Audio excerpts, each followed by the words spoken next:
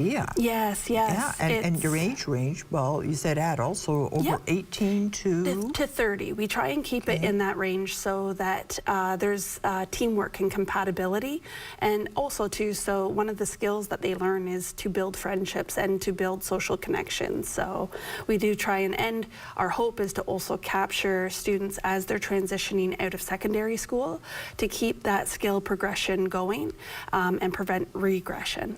Okay, regression meaning that they... Sometimes what happens is that in school they get to build skills and they repeat it, but then kind of like all of us, it's almost like taking vacation. When you come back, sometimes it can be a little rusty with those skills, and so if we can kind of keep that continuity, then it doesn't, their skills don't regress, they can just keep moving forward. And you mentioned it could lead to employment. So what are some of the skills that they would learn and what kind of employment? Absolutely. So it's actually interesting because some life skills are actually mandatory for employment skills.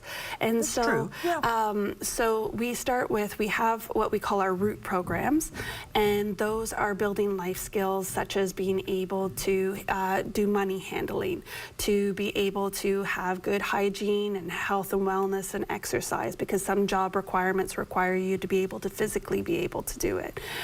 Some of our programming is learning modes of transportation. So working with the City of Kingston transit system to be able to learn how to ride a bus to get to employment on time. So those are key fundamentals that actually end up also being employment skills as well. And then our direct employment programs, we call our fruit, because everything is sort of revolving around bloom and flowers and growing, because that's the idea. And so we have our root programs that stabilize everything, and then our fruit programs, which would be like our community cafe. Which is a social enterprise that we run where students get to help operate a small cafe. You know, there's a lot of skills that would go into that. When you think it's not just about making food. No. You learn how to interact with your customers, because these are people that come in, like I could walk in and have lunch there, right? Absolutely, yeah. Okay. And I might do that. You should. So it's interacting with customers, it's making change, yes. it's teamwork, it's organizing, it's purchasing, there's a whole lot of elements in that. And then there's food safety and food handling, as well as when you're making the food, knife skills and safety, and there's a lot of moving components to it. Consistency. Absolutely, right? So and those are actually what we call our customer service triangle. There's quality, wanting to make sure the product is quality or service is quality, all of that. Accuracy, making sure that there's right orders, and then as well there's speed of service, so making sure things come out on time. There's a lot of components. There really is. I'm just thinking, of course there would be. So where is this? So it's a cafe? Yes, yeah. So we're actually, so in the past couple of years, we've run it out of the Center 70 arena. So we sort of inhabited the small canteen that was in there. And then we've actually been really excited about this new opportunity as we're transferring from there over to the Kingston Community Health Center on Weller Avenue. We did a pop-up there all last year, and it just gives us more practice, because there's more people coming in and out of that building, and so it's an opportunity for our students to have more practice, because the more practice, the better you get at the skill. And that's going to happen soon? Yes, so February 4th, so we'll be there Fridays.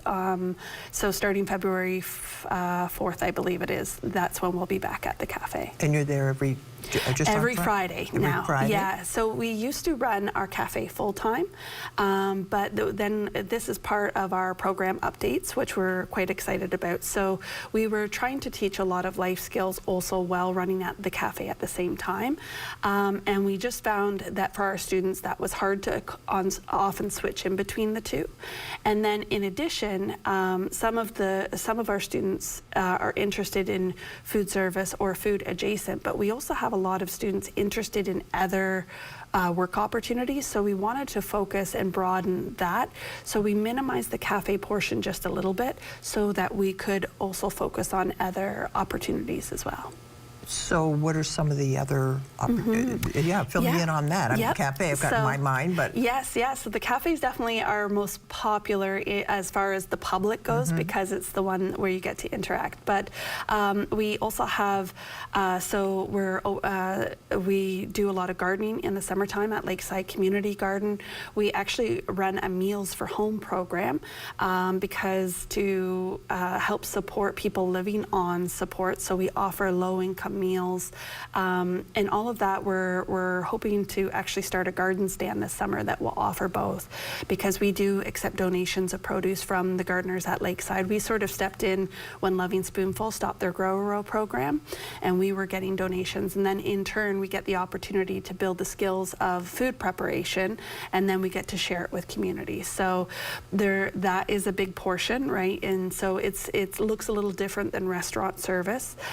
We are also moving into more lawn maintenance and horticulture, and offering opportunities in the community for people to have those services done by our students. So, could you share with me some of your real success stories? Absolutely. It gets a little tricky with confidentiality, okay, but yeah, we've had students. I can share that we've had.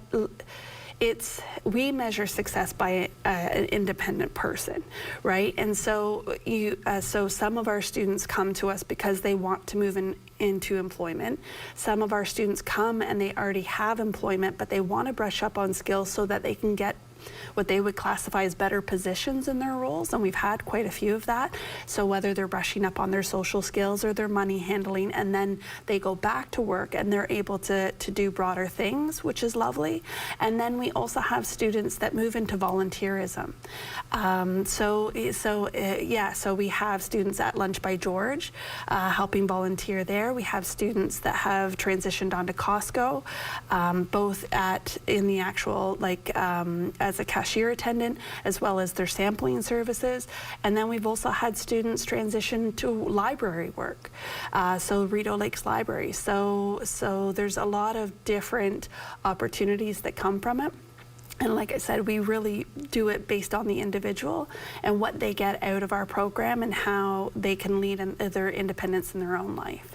It sounds like a wonderful program, and it sounds successful on top of it. It's great. I didn't know anything about it before, and I'm so glad you came in today. Now I know about it. So starting in February, you'll be on the center on Weller Avenue. Yes, on Fridays between. On Fridays from 9 in the morning until 1 in the afternoon. The cafe will be open there, and then starting at the end of June, we're hoping to have our garden stand up and running, and that'll run until the veggies run out in October, Wow, November. Super. So if somebody'd like to know more about how can they, or what is it? Do you need volunteers? Do you need money? What do you need? Everything helps. So we wouldn't say no to anything. So there's definitely volunteer opportunities. There's definitely opportunities for donation. As I mentioned, we are a registered charity, so we can do tax receipts at the end of the year, and all of that helps us reduce the cost for our students. Because again, people living on financial support, sometimes that's a barrier. So we just want to get people in and get them learning. And so sometimes if that's a barrier, we try and we do take donations to help support that. But yeah, if people go to bloomskillscenter.com, which is our website, all of the information is there. And my contact is also there, and people can, I'm more than happy to have people reach out and ask questions. Super. Well, thank you so much for coming in today. Thank you for having me. That's it for this week. If you have a local event you'd like to share with our audience, please visit us online. See you next week for another episode of The Limestone Lens on your TV.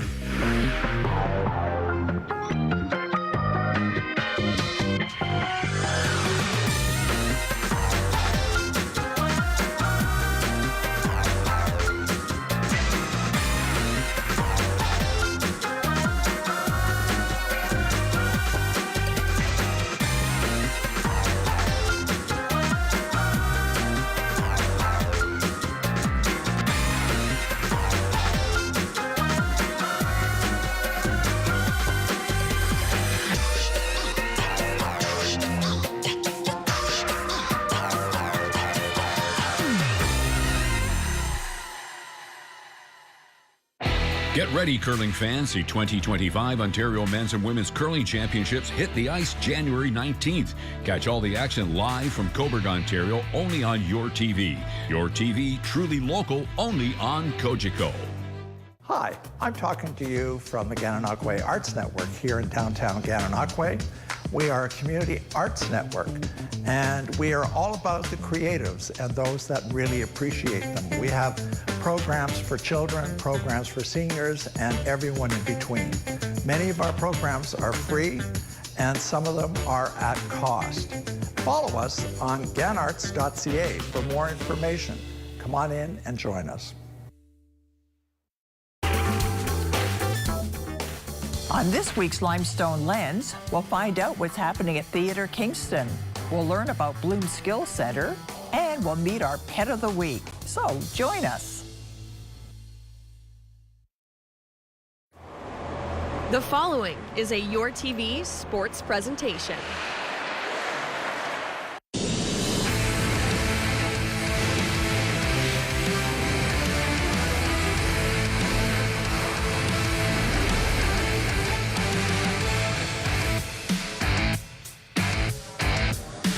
It's a Friday night showdown in the Limestone City, and for it, the focus is the Kingston Red Barons as the Fronts celebrate Women in Sports Night as they welcome in the Saginaw Spirit for the last game of a 4-game homestand, which has been a pretty successful one for the Black and Gold. I'm Alan Etmansky, your host for this evening's contest, and it should be an entertaining game. It's the Saginaw Spirit, the defending Memorial Cup champions, going up against the red-hot Kingston Frontenacs in an old-fashioned West versus East matchup here at Slush Puppy Place. As mentioned, it is Women in Sports Night. The Kingston Frontenacs paying homage to the Red Barons of 1969 era that kind of kick-started the women's hockey era here in the Limestone City as we take you through how this matchup shakes down this evening. It is the Saginaw Spirit with a 22-19 1-0 record going up against the Frontenacs at 24-11-5-2.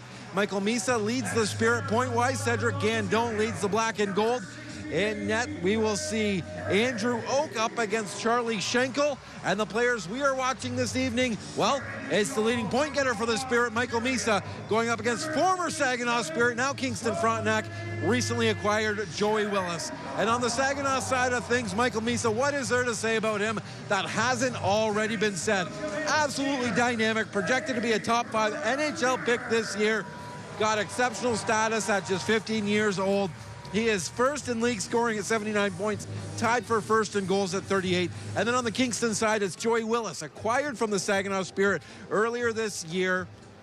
About 2 weeks ago, I say earlier this year, like it was earlier on. He's a playmaker. He's playing the third line tonight, which means he might get some favorable matchups for the Kingston Frontenacs, and he's going to be relied upon for some secondary scoring for the Kingston Frontenacs. But at this time, as mentioned, it's all about the Kingston Red Barons and Annette Twitty and Cookie Cartwright and all of their work. We'll hand it over to Sideshow, who will take you through the pre-game ceremony here on Women in Sports Night. Girls and women form the first public women's hockey team in the area.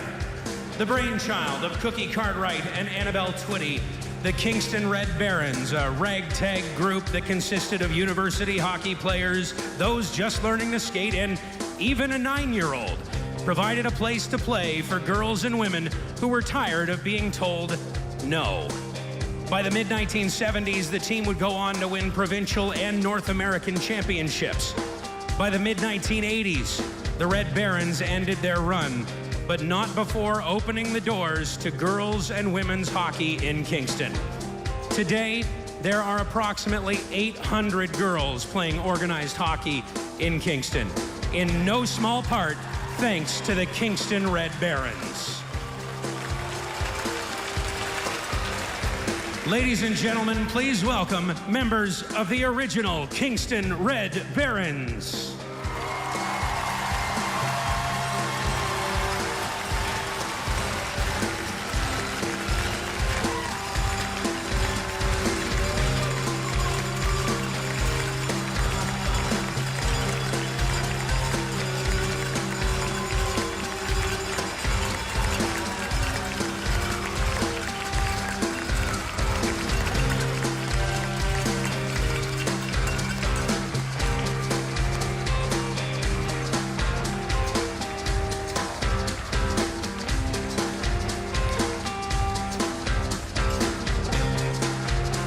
Tonight, the Kingston Frontenacs are wearing special jerseys based on the Red Barons. They will be auctioned off after the game to benefit the Kingston Red Barons Legacy Fund. 2 years ago, a new chapter would be written on the team's legacy when a spring hockey program named after the group was formed. Paying tribute to the women who paved the way, please welcome members of the Kingston Red Barons Spring Program to present the original team with the Kingston Frontenacs Red Barons themed jersey.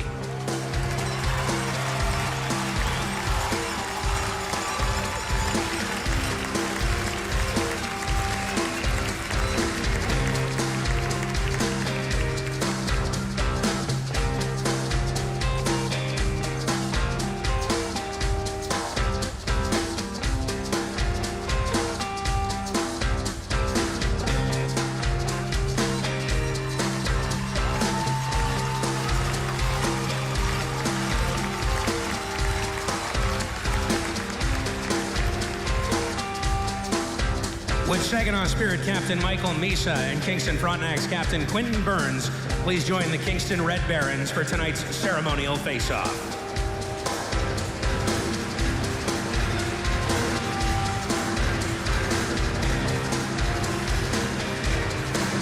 Dropping the pucks are the founders of the Red Barons, Cookie Cartwright and Annabelle Twitty.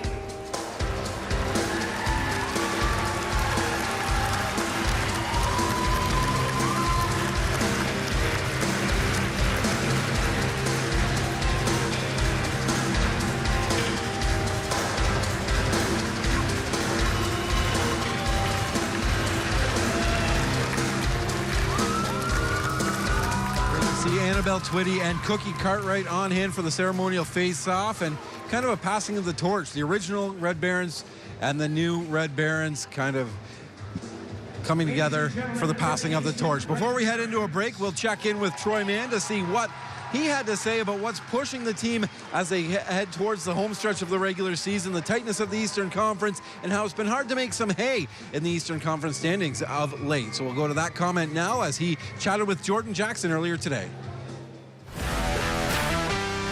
Things are going really well right now for the Frontenacs. We're climbing up the standings, but other teams around us are making it hard. Is that a motivating factor for you? Because right now, with the results last night, you can be in first place one night and potentially down to fifth place by the end of the weekend. I know the team is playing well, morale is high, but is that just kind of something extra to push them along? Yeah, I think, we do show the standings quite a bit here. I mean, I think once the second half comes around or that post-Christmas vacation, you start, looking at the standings and reminding guys that where you're at. And, obviously our conference is extremely tight. And like you say, you could be first in the conference with a big win or fall to fifth, right? And if you look at even Brantford, they're 7-2-1 in their last 10. We're 8-2. So that means we've only gained 1 point on Brantford in the last 10 games, and we're 8-2. So very, very difficult. But at the same time, it's a lot of fun to watch that. And we just got to take care of our own business. And we got some games in hand on a couple teams, but again, it's just about trying to get 4 to 6 every week, and anything over 4 to 6 is our bonus points. So tonight we'll look to get that second win of the week.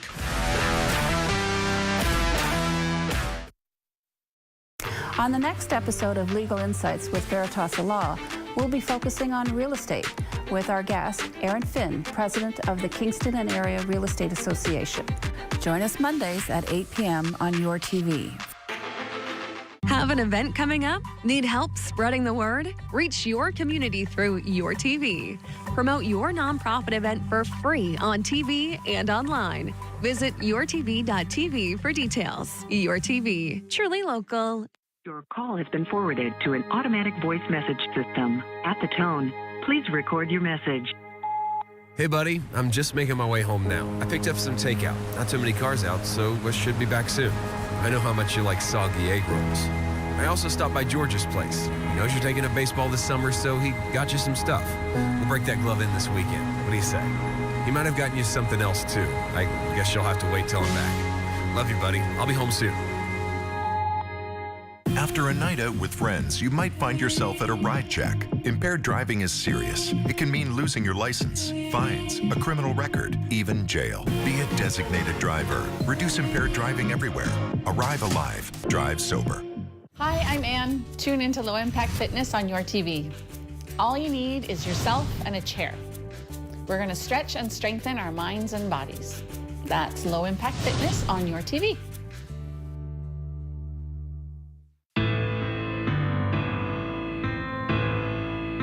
Kylie was just loved by everybody. I miss having my arms around him. I just miss his friendship. The everyday laughter, the fun, the joy in our home, it's gone. And I have to live with it for the rest of my life. To find out how you can put an end to impaired driving, visit mad.ca.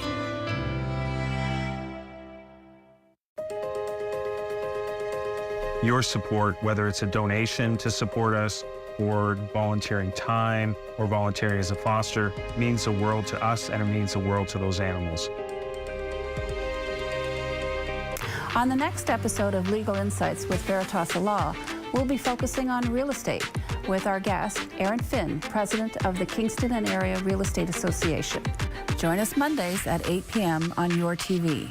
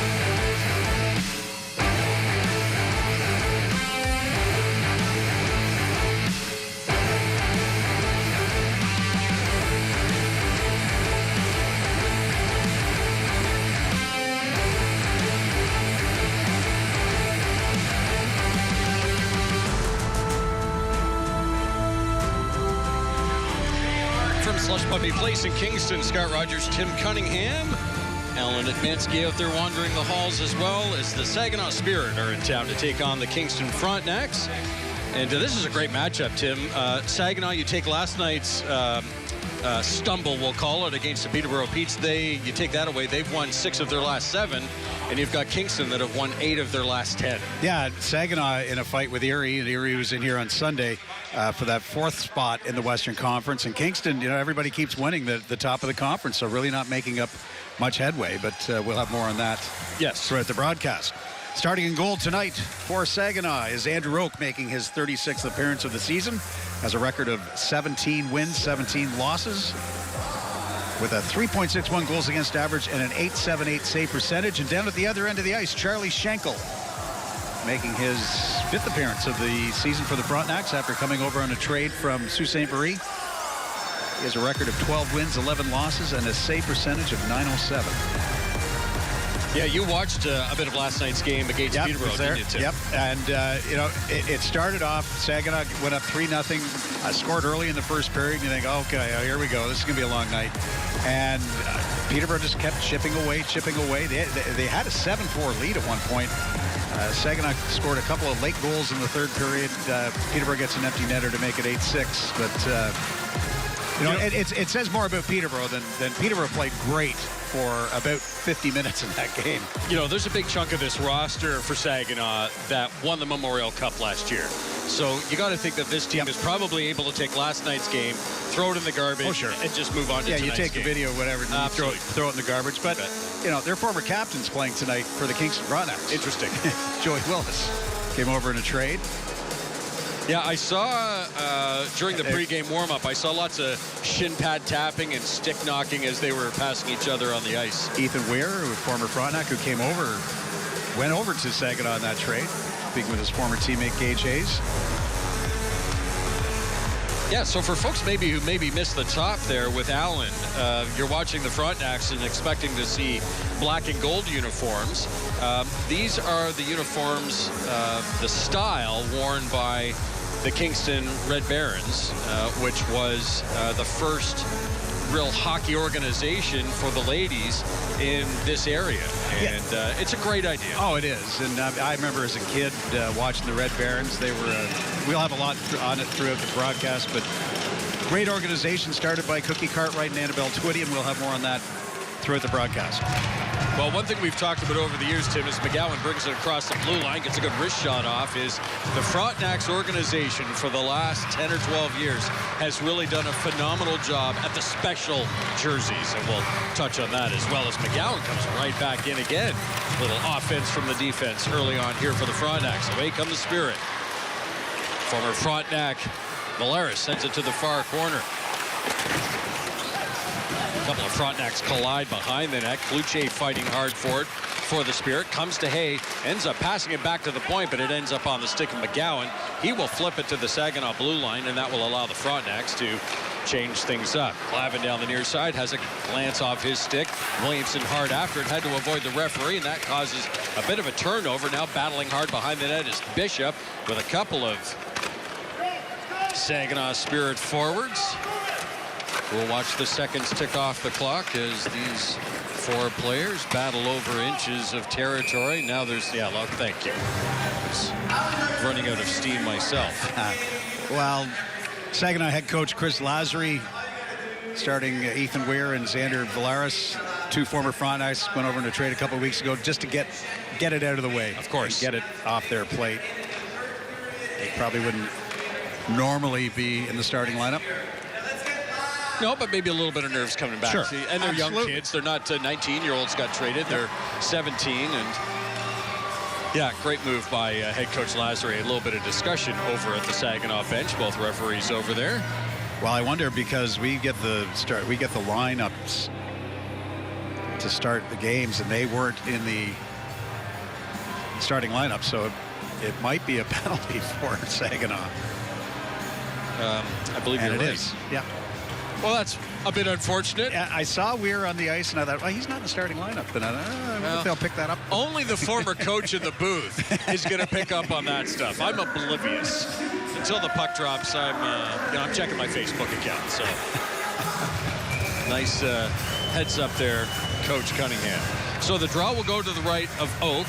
Frontenacs start on the power play, and it was certainly clicking the other day against the Ottawa 67s. I believe they ended up 3 for 6 against Ottawa on Wednesday night. This has been the longest minute 6. Yeah. More discussion back over the bench. Yeah, just for those of you at home, prior to the game, around 5 o'clock or so, we get the lineups from each team, and we get the starting lineup, the starting 5 of each team that are going to be on the ice, and that's registered with the league, with the officials. Ooh, off the bar. Great shot there by Jacob Battaglia. Flames draft pick rings it off the iron. Oh, Jacob Battaglia and Zayne Parekh, both Calgary draft picks. Yeah. Zayne Parekh, Calgary's first pick this past draft. Yeah, Wednesday when Ottawa was in town, we had a couple of Blues draft picks battling on the ice, and tonight it's the Flames' turn. Gaydon wins the draw, and France will set it up again. Gaydon in the corner, being pressured by Glavin. Tries to pass it behind the net, went off the stick of Glavin, and Oak catches it, so we'll get the draw in the same spot again. Joey Willis having words with Glavin after that play. I just made the announcement that it was 2 minutes for illegal lineup. I was going to ask what the call was. Yeah, okay. Simple as that. Again, France. Face-off victories. Pass over for Battaglia. Looks back at the point, instead goes to Gaydon. That pass goes off a stick and out to center ice. And the France will have to head back into their own zone and set things up from there. Pininiemi doesn't waste any time. He'll bring it right up ice. Glaring at Michael Misa, then sends it back to Euronin. Lost the handle at the blue line, but was still able to get it in deep. Couple of attempts, and finally the Spirit get it out and down the ice. Back for it again is Pininiemi. 1 minute gone in the Kingston power play. It's Miedema. Carries it into the zone, dishes off. France will now set it up. Pininiemi down to Willis. Thought about shooting. He's got Battaglia out front. Couldn't get it to him. Now it's there. Miedema back to the point. Pininiemi pressured early. Behind that, out front one-timer, great effort there by Yoronen, and Oak just standing tall right at the top of his crease. Landry Oak was the backbone of Saginaw on their way to the Memorial Cup last year, but he got hurt at the beginning of the playoffs. That's when Nolan Lalonde came in and played, former Kingston Frontenac. And during the playoffs last year, Oak had a .938 save percentage. That's pretty good. You're going to win most games if you're coming in with that stat. Ooh, header off the draw. Yikes. Ethan Hay, you fell on your face. I'm sorry. You gotta go. You gotta go somewhere else. We can't have that. Ethan Hay, another former Saginaw Spirit. Soto will take the draw, won by the Frontenacs. Burns will send it to Miedema. Behind the net for Hay. Good pressure by the Spirit while they're short-handed. Oh, there's a tip in front. Good stop by Oak. Hay gives it to Hopkins. Back to Hay. Fanned on the pass. Loses the handle. And wristing around the boards is James Go. So 20 seconds left in this Kingston power play. Maybe time for one more zone entry and setup. We'll see. Hayes carries to center ice. Dishes off for Miedema. Now to Soto. At the point is Burns. Hopkins. Crossover for Miedema. Waits. Wrist shot. Rebound right there. Soto couldn't get a stick on it. Out of the box comes Johnston. Spirit back at full strength, and Oak makes a glove save, and we'll get another draw in the Saginaw zone. The visitors now back at full strength. Well, Kluche made a nice play coming up through the middle, right here. We just missed it. Trying to intercept that pass with Johnson coming out of the box. That could have been a costly transition play for the Frontenacs.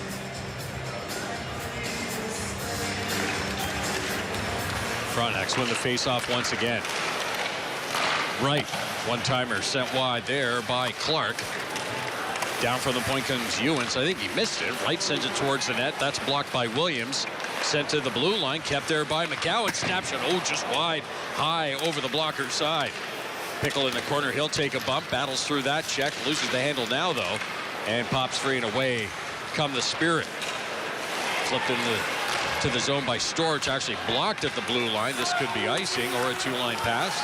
Offside. All right, well, there we go. Next tip. And this should be icing against the Spirit. Oh, it's waved off. Ewens far side. Gets it by his man Zhilkin. Goes to the far boards. Weir is on it for the Spirit.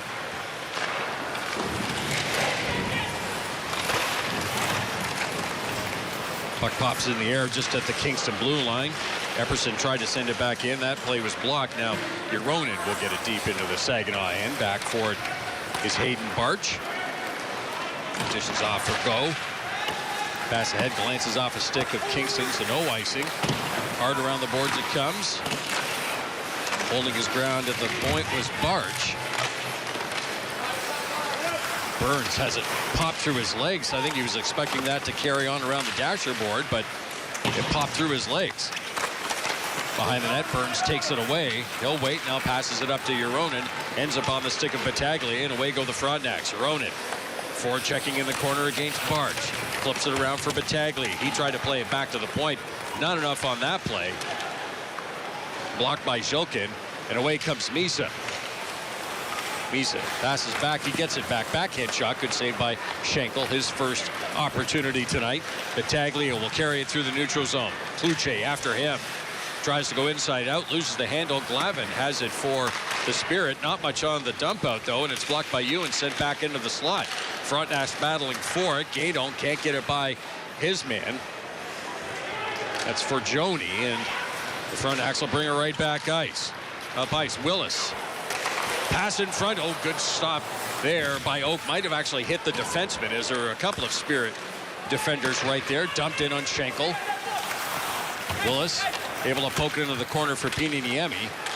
And away comes Van Williamson for the home side.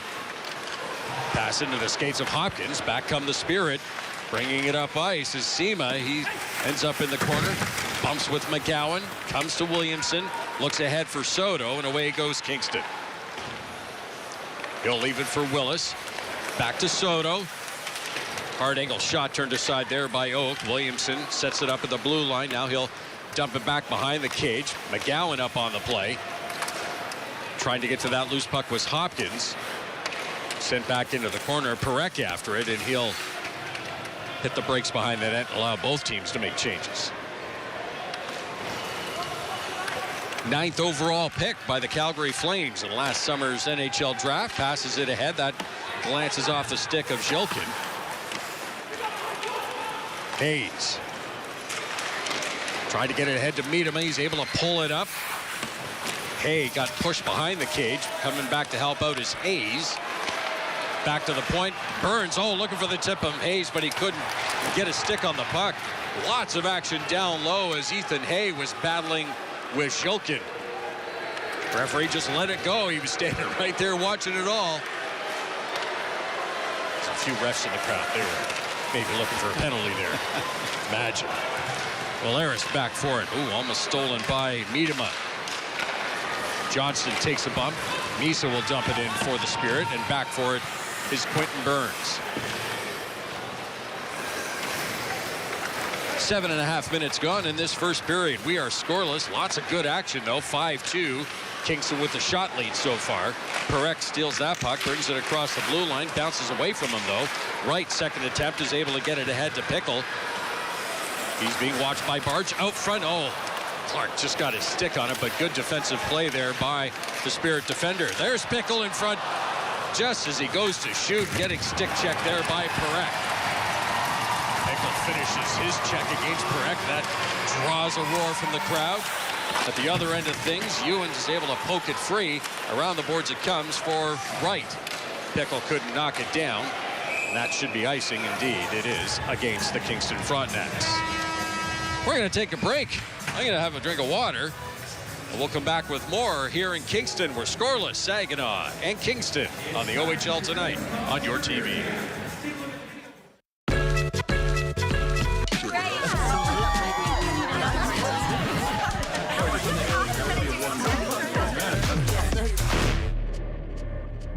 Alcoholics Anonymous. For more information, visit aa.org.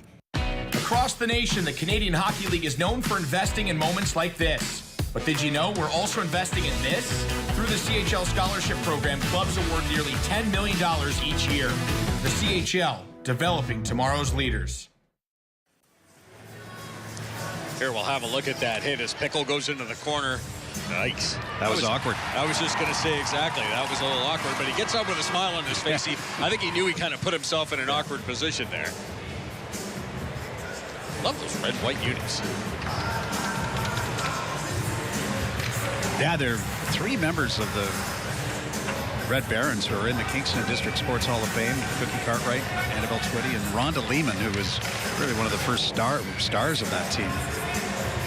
Yeah, we were talking before the game. You kind of described her almost as a Jana Hefford. Yeah, a little bit. Yeah, she was played for the Red Barons. A lot of the girls played for the Red Barons and for Queens. Played at the same time.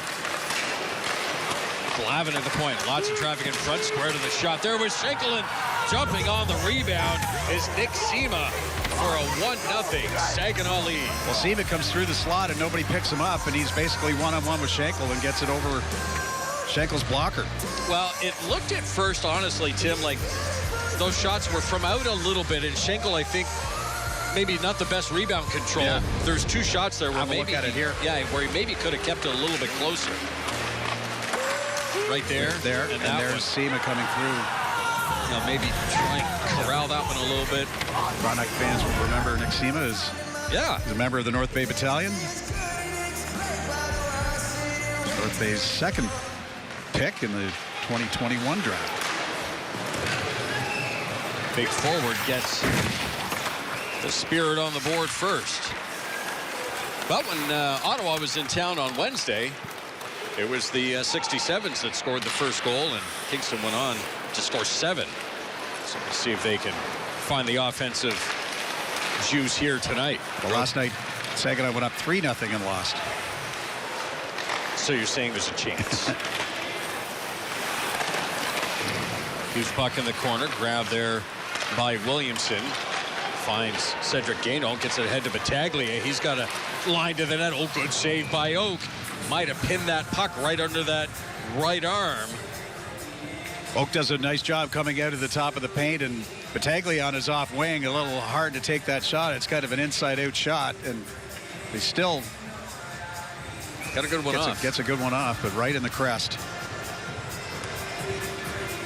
There you see the Flames draft pick.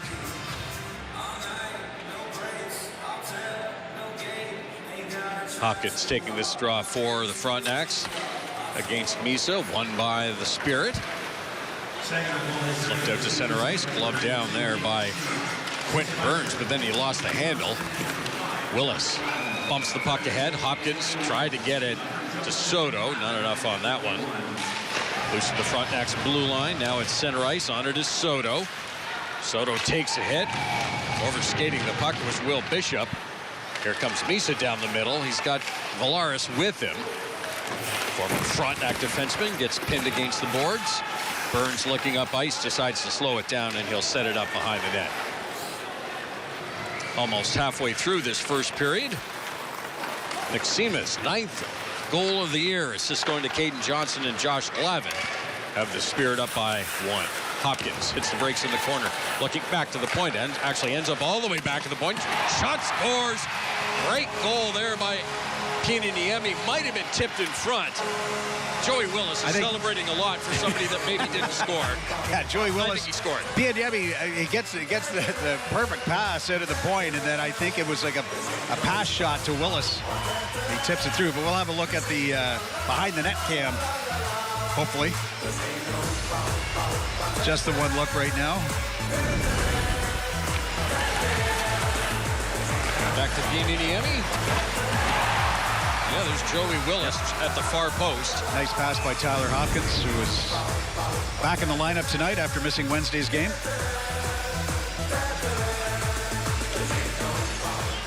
So we'll call that one Willis from Pieniniemi and Hopkins. We'll get you the official call if it's any different. Frontenacs tie this game up at 1. Pieniniemi around the boards. Miedema reaching for it. Couldn't stop it. Johnson has it, battling hard, pushes it down the boards, down low, Sima out front, blocked by Ewens. Puck ends up on the stick of Gage Hayes. He'll bring it up ice. He had 2 goals against Ottawa Wednesday night. Good defensive play there by Glavin. Would not let Hayes get that angle towards the net. Johnson moves it ahead for Gervais. Comes around the boards, waiting for Hayes. He pushes it along, but Miedema couldn't catch up to it. Play back to Johnson. He'll cross the blue line, top of the slot. Soft wrist shot goes off the stick of the defenseman and softly into the mesh with 9:02 left to go in this first period. Lots of energy in the building tonight, Tim, and really good crowd. Have another look here at that goal. There's Willis picking himself up after tipping that one home. So you got a goal against your former teammates? Yeah, it feels good. Yeah, I gotta think so.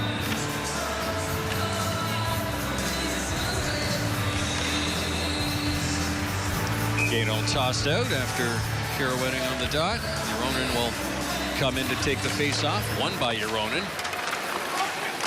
McGowan hard around the boards. Battaglia tips it to Gagnon. Tried to pass it back to Euronen, but it was blocked, and the Spirit are able to keep it in the Kingston end. McGowan looking up ice. Tried to get it to Battaglia. Glances away from him, but now Euronen's got it down the near wing. Steps across the around the defenseman. Pass in front of Gagnon. Baseballs it over the crossbar. Racing to keep it into the near point is Williamson. Far corner, Gagnon. He'll take a bump from Parekh.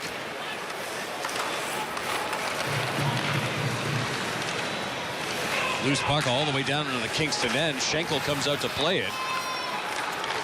Williamson quickly ahead for Battaglia. He'll play it in deep. Oak bunts it there for Barch. He goes out the far side. He's able to get it onto the stick of Cloutier, and away go the Spirit. Icing called against Saginaw. Is that errant pass? Oh, that causes an icing? The line of Battaglia, Gagnon, and Euronen like Wednesday night, doing a great job moving that puck very efficiently, quickly, and really keeping Saginaw off balance, especially in the offensive zone. Yeah, Euronen and Gaydon, I believe, both had 4 points in that Ottawa game. 7-2 Frontenacs victory.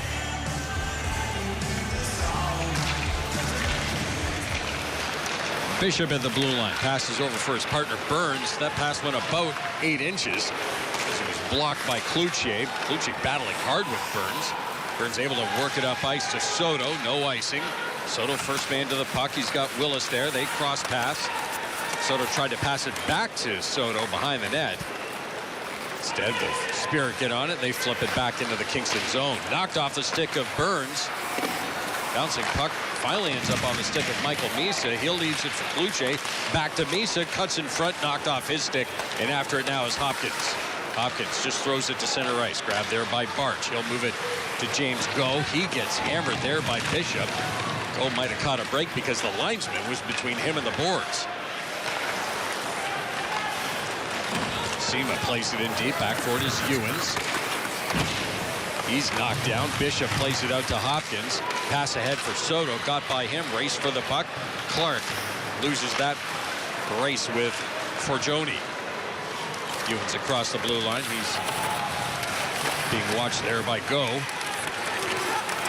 Pickle comes away with it. He's got right out front. Pickle, a lot of stick handling. Lost it though as he was just about to get that shot off. Pass down to right, knocked off his stick. Pickle has it knocked away from him as well.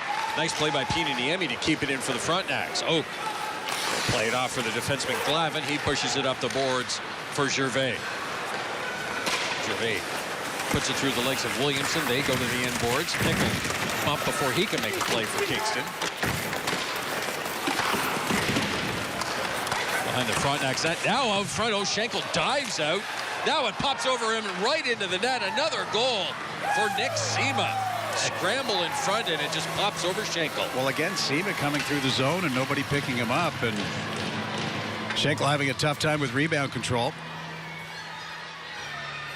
We'll get another look at it here. Schenkel looking up at the score clock here in Kingston, looking for the replay on that one. He's not sure how that one got past him. We'll have a look here.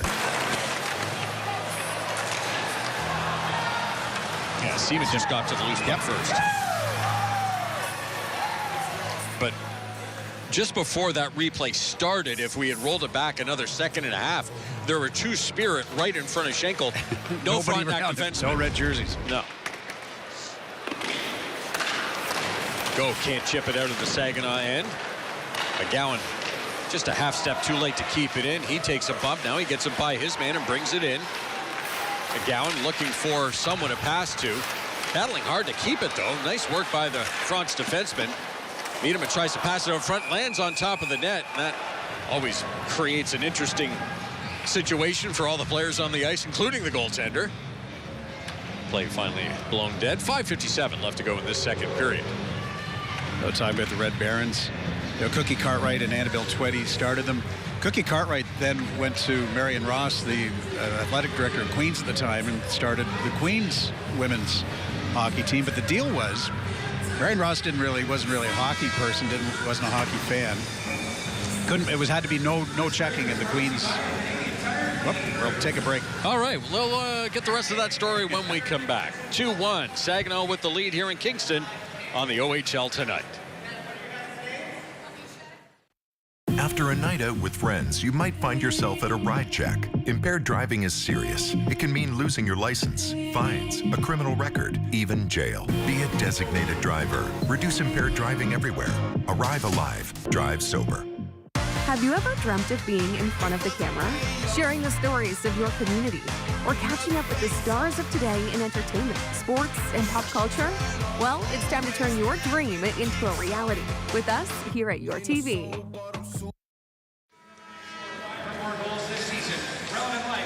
Ontario Men's and Women's Curling Championship is underway right now, live in Cobourg. The finals are on Sunday. All the draws are on Your TV. The ladies' winner moves on to the Scotty Tournament of Hearts in Thunder Bay, and the men go to the Briar in Kelowna.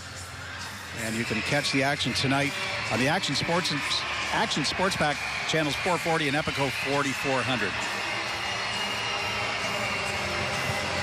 Draw to the right of Oak. Battaglia taking the draw as Gano is tossed out. Face-off win for the Spirit, but the puck controlled by the Frontenacs. Gano in the corner. He's got Euronin going for the front of the net. Puck bounces past him. Battaglia, top of the face-off circle, looking for the tip. He gets it from Gano. Good save there by Oak, and the puck carries behind the Saginaw net. Spirit away with it. Cloutier loses it at the blue line, flipped high in the air. Euronin is able to work it free to Battaglia. Battaglia trying to get to a better shooting position and ends up skating all the way into the corner. Euronin behind the net for Kingston. Stick check there by Go. Comes back to the point to Bishop. Quickly moves it over. Down low for Battaglia. Euronin. Pinned to the boards by James Go for Peterborough Pete. Burns has it now. Ahead to Battaglia quickly. Back comes the Frontenacs looking for the tip. And that fluttered right to Oak, and he was able to turn it away. Johnston out at center ice. Couldn't control that puck.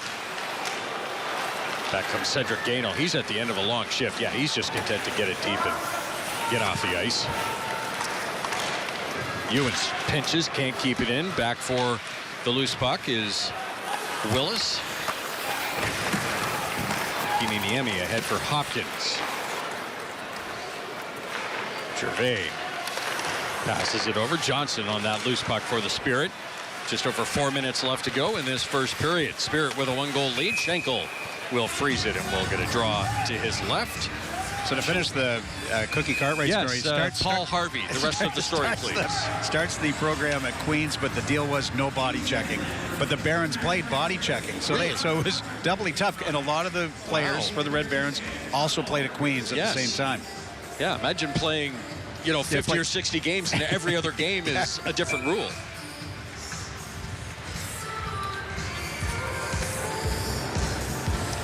Hay will take this draw against Gervais, former teammates, of course. Hay's got a Memorial Cup ring from Saginaw's run last year. Misa slams it around the boards. Glavin will send it right back behind the net. Collected there by Gervais. Back to the point. A shot by Frangioni goes wide. Glavin again, right on that blue line.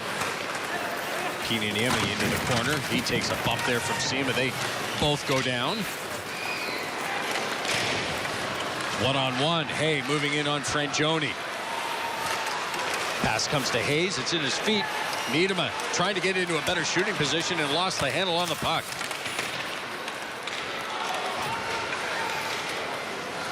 Harmer is able to get it in deep. He'll go into the corner with McGowan.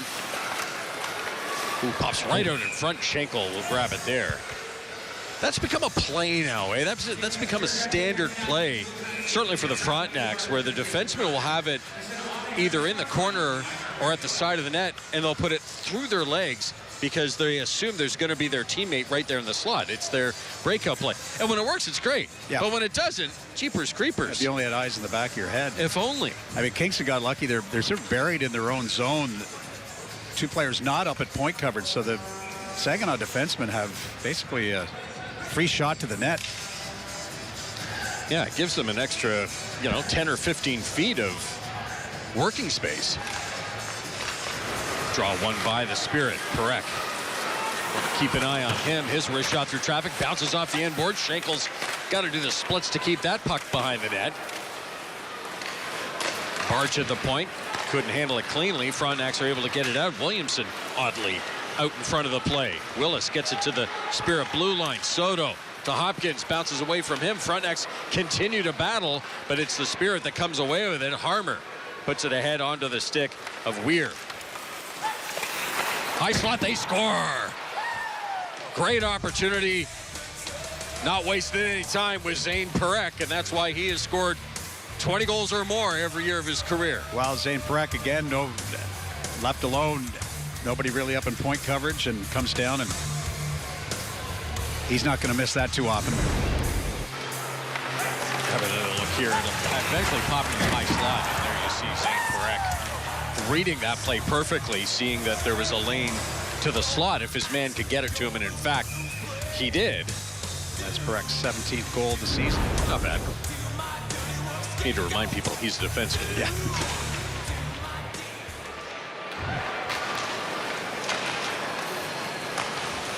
Loose puck in the Saginaw blue line. Glove down by Battaglia. He's got Shilkin right there with him. Pops by Bishop. Burns has got to be careful. He's got Cloutier right there with him. Gaydon head to Battaglia. Missed him.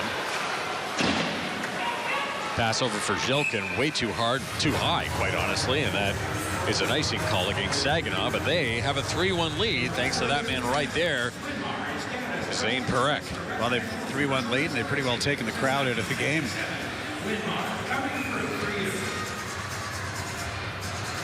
Draw will go to the right of Oak. Almost called him Mike. It's Andrew. Mike Oak, the GM in Peterborough? Yeah. He's not playing goal tonight. He is not. And I'm pretty sure Mike wasn't a goalie ever, except maybe in street hockey. Euronin tried to get it to Battaglia. It comes back to Bishop. He swipes at it and misses. Then battles to try and break up that play. Kind of helped out Euronin. Nice play to get around his man. Battaglia, far side, being pressured there by Valeris. Burns has got to hustle to break up that play. He does, but the puck still continues back into the Kingston end. Misa chasing after Burns. Euronin slows things down. Now he'll bring it up ice. Nice move around the defenseman. Wrist shot. Oh, that went off the right shoulder of Oaken over the net. Weir over for, make that Ewens, pardon me, over for Keenan Niemi. Now it's shot right back out by the Spirit. Caden Johnston cutting through center ice. Dishes off for Sema. He's got 2 tonight. Blocker save there by Schenkel and went straight up in the air and eventually cleared out by Miedema. Heads up, Troy, man. That whistled by his right ear in the Kingston bench. You ever get hit back there? Close. How about Chris? No. All right. No, we never did. I actually had a player, won't mention the school or the player, that why not? Fired a shot at us on purpose. Oh. All right. Yeah. Near the end of the third period of a game. Because at the Jock Hardy, the area behind the bench wasn't, there wasn't a lot of space. Gotcha. Yeah, for our friends watching in Saginaw, we don't always go over Tim's hockey resume. His penalties coming up here against the Frontenacs. My partner here was the head coach at Queen's University. Nope.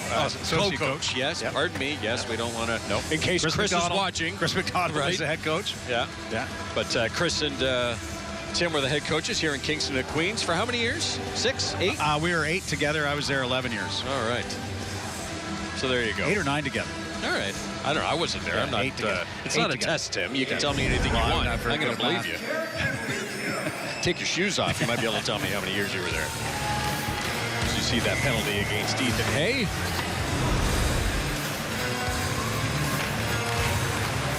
Gaydon wins that face-off and comes back to Burns. Quickly up the middle for Gaydon. Couldn't catch up to the puck. Then he's dumped to the ice. Puck Shilkin, he's got a man in front. That's Misa, tipped it over the net. And it got up into the mesh. It did, yes. 57 seconds left. And Misa coming in, nobody around him. And with that faceoff should not be in the Kingston end, by the way. That was tipped out of play by Michael Misa. That's the way I saw it anyway.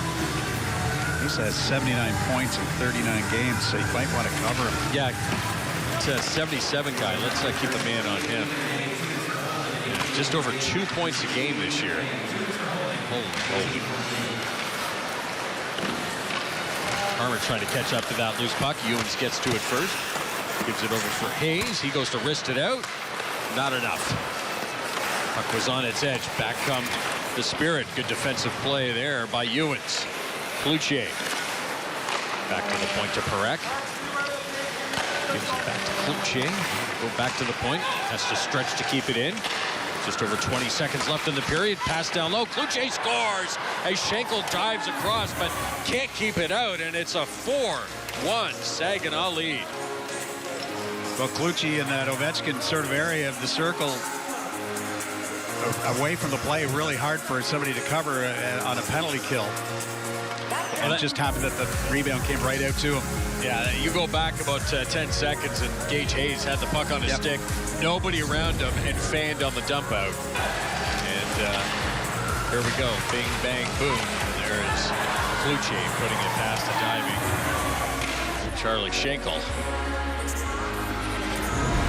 Saginaw has had their moments this period. You know, honestly, Tim, the Frontenacs have carried the play into the Saginaw end most of this first period, but when Saginaw's had their chances, they have taken advantage of it. Delayed offside against the Frontenacs with 11.2 seconds left. Coming up during the first intermission, our own Alan Admansky will chat with Michael Misa down at ice level, and then Alan will head upstairs and we'll talk to a couple of the ladies from the Red Baron organization. Pre-game ceremony, I think there were about 10 or 12 out there on the ice. In my ear, I hear it will be Annabelle Twitty that will talk with Alan. And coming up during the first intermission, which starts now. So the Saginaw Spirit come into Kingston, put 4 past Charlie Schenkel in the first 20 minutes, and they have a 4-1 lead. Joey Willis, the former Spirit, the only goal scorer for Kingston in that period. And it was Sima with 2, Parekh and Kluche for Saginaw. We'll send it away for a break and we'll come back. Alan, we'll chat with Michael Misa down at ice level. You're watching the OHL Tonight from Kingston on your TV.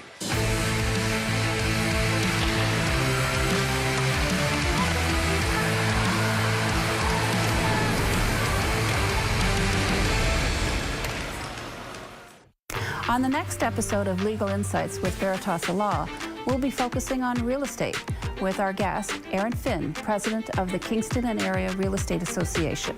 Join us Mondays at 8 p.m. on your TV. Have an event coming up? Need help spreading the word? Reach your community through your TV. Promote your nonprofit event for free on TV and online. Visit yourtv.tv for details. Your TV, truly local. It's an East versus West showdown on Friday, February 7th at Slush Puppy Place as the Kingston Frontenacs face off against the Flint Firebirds. The playoff push is heating up. Visit KingstonFrontenacs.com for details. My husband got sick in 2010, and after that it's been a downhill. It's a challenge for me to do things on my own, but I make myself do it.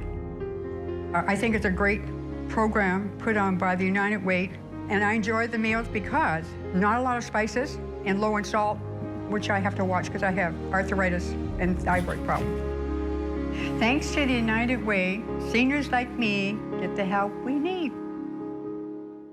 Hi, I'm Ann. Tune into Low Impact Fitness on your TV. All you need is yourself and a chair.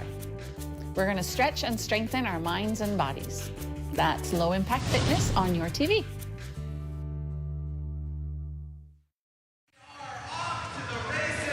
Down here at Slush Puppy Place, it's a 4-1 lead for the Saginaw Spirit after 20 minutes, and their captain, Michael Misa, joins me at ice level. Michael, I know it wasn't the best start in the opening few minutes. Kingston had a 5-0 shot lead. At that point, you're the captain. You're a guy that's been around for a while. What's the message on the bench? Yeah, just get pucks in. We were in our defensive zone too much. We started laying pucks, got into the net, and yeah, found a couple, gave us momentum there. And so I mentioned you guys hold a 4-1 lead after 20 minutes. So what would you say was the key in that opening frame to getting out in front of the Kingston Frontenacs? I think just, like I said, getting pucks on them. They're a skilled team. They play hard defensively too, but with our ozone motion, it confuses a lot of teams. And once we start doing that, we find ourselves pretty comfortable usually. I know you guys were in Peterborough last night in a bit of a wild one and an offensive game that I'm sure no coach likes to see at the end of the day. Was there a little extra emphasis on the defensive side of the puck coming into this evening? Absolutely. I think, after the game we regrouped, did some video this afternoon, just getting ready for this game. Obviously, they're a tough team, so just sticking to what Laz says, and it should be good. You're a guy that wears the letter. You've been in the league for a while now. You're in a stretch where you guys are playing 3 in 4 days, less than that if we're being technical. What's the key to managing the workload in a situation like that? I think take care of your body, especially after games. Hop on the bike for 10 minutes, stretch out, just doing everything you can to, not pull anything and stay in shape for 3 games in 4 days. So Yeah. A 4-1 lead after one. How do you guys stay not complacent and keep the foot on the gas pedal? Don't get overconfident. I think it happened yesterday. We had a 3-0 lead, got a little overconfident. So we're going to stay composed here for the next 2 periods. Appreciate the time, Michael. Good luck the rest of the night. Thank you. Appreciate it. Michael Misa, captain of the Saginaw Spirit, with a 4-1 lead after 1 period of play. We'll step out for a quick break, but when we come back, Annabelle Twitty will join me up at the desk for a chat about the Red Barons. That's all ahead on the OHL tonight.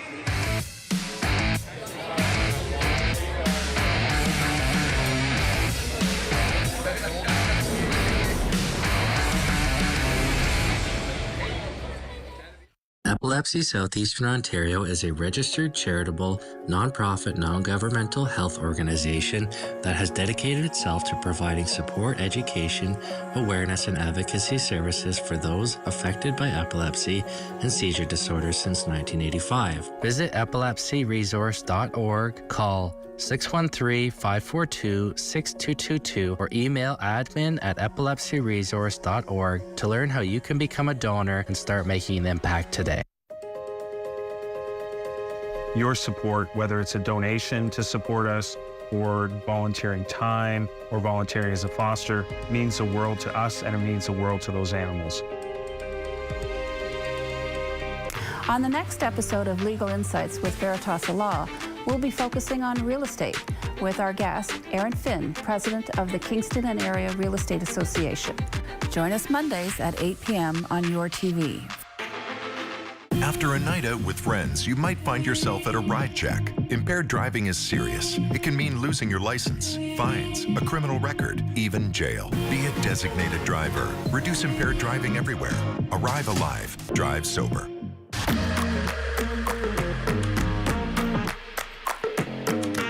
My time in the OHL allowed me to prepare for life as a professional hockey player at a young age. The development opportunity players are provided by playing in the OHL is unrivaled. Support systems teams have in place help players immensely once they get to the next level.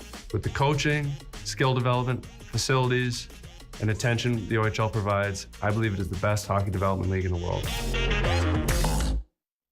Hi, I'm Ann. Tune into Low Impact Fitness on your TV. All you need is yourself and a chair. We're going to stretch and strengthen our minds and bodies. That's Low Impact Fitness on your TV. The Coach Go OHL Player of the Week is Coach Adelek of the Sudbury Wolves, recording 5 goals and 3 assists in 3 games. Starting off with a hat trick and an assist in a 7-1 win over the Sioux Greyhounds, the 20-year-old from Mississauga kept things rolling with a goal and a 5-4 win versus the Niagara Ice Dogs, and then adding a goal and 2 assists in a 10-6 win over the Kingston Frontenacs. Your Coach Go OHL Player of the Week, Coach Adelek.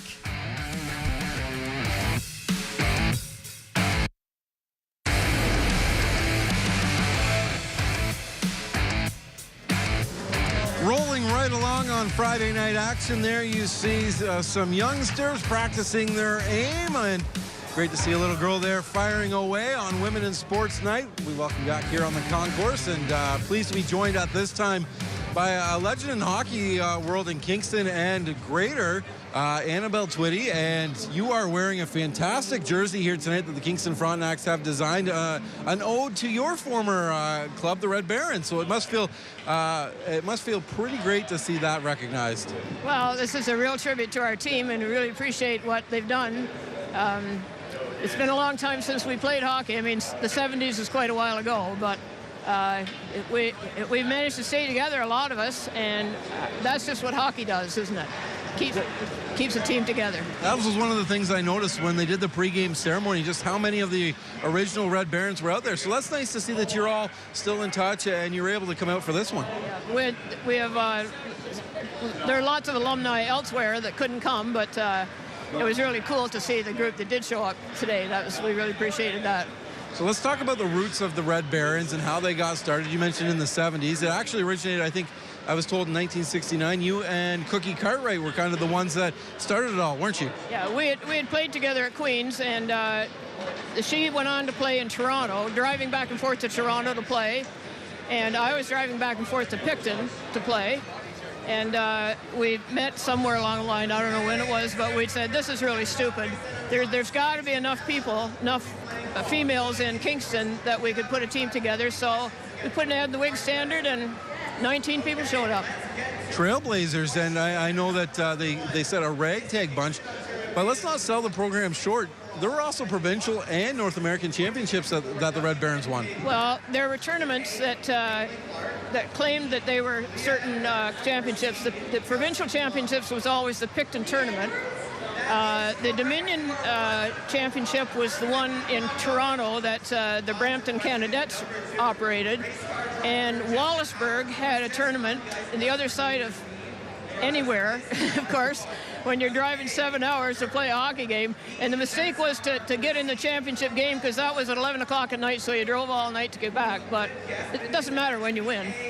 Well, and you did win, and there are titles to the name, but I think more importantly is that today you still see the Red Baron legacy hanging around. It's still alive and well, and we saw the full circle moment where the spring team came out and we're on hand for the presentation as well. That was amazing to hear about that, and that's when Jordan called me in the summertime. I said, we've been done to death, let's get these little kids in the scope. So they did, and that's really cool too, because they're the future, and if they have half as much fun as we did, they're good to go. And there was a bursary that was on hand, if I heard correctly, wasn't there? Yes, we established 2 years ago what's called the Red Barons Legacy Fund, and we raised some money, and it's operated through the Community Foundation of Kingston, and $2,000 goes to the winner of the CASA, Kingston Area Secondary School Athletic Association girls hockey team. Whoever wins that championship gets that bursary, because they have to go on to another competition in the province. And I don't know of any other team that's done anything like that. So not only were you blazing the way for female hockey players in the city, but it still hangs around today, and as you said, nobody else doing that. So the whatever profit there is from the auction of these sweaters that are amazing will go to that legacy fund. So it's a good project, so get out there and bid. And while you're doing my job for me, because that's a great segue that we call it in the broadcast world, if you're looking to get your hands on one of these fantastic sweaters, they say Kingston France, there's the Red Barons logo on them. You can head to kingstonfrontenacs.com. All the information is there. They've got the auctions up and running right now. Thank you so much for joining us, Annabelle, and it's fantastic to see the legacy of the Red Barons still alive and running today, but more importantly to see the younger generation learning about it too. Yeah, it's amazing to hear that there are 800 girls playing hockey in Kingston. Did you ever think that was going to happen? We never thought about that. We were just so happy to be playing hockey, and we just went and did what we had to do. We had wonderful cooperation from the city, from the public. People actually came and watched us play. And 6 o'clock at Wally Elmer on Friday mornings wasn't that much fun, but 8:30 at Cook's on Saturday night was usually a lot of fun.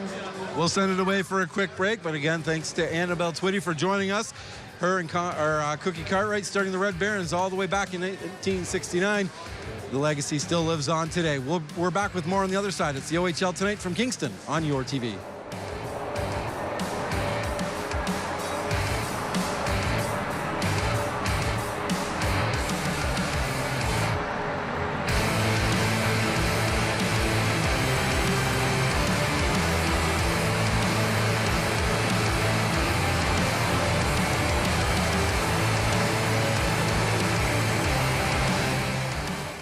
Looking back, it definitely was challenging not knowing anyone. I new to Canada, sort of learning how things worked, and also being pregnant and figuring how that all worked.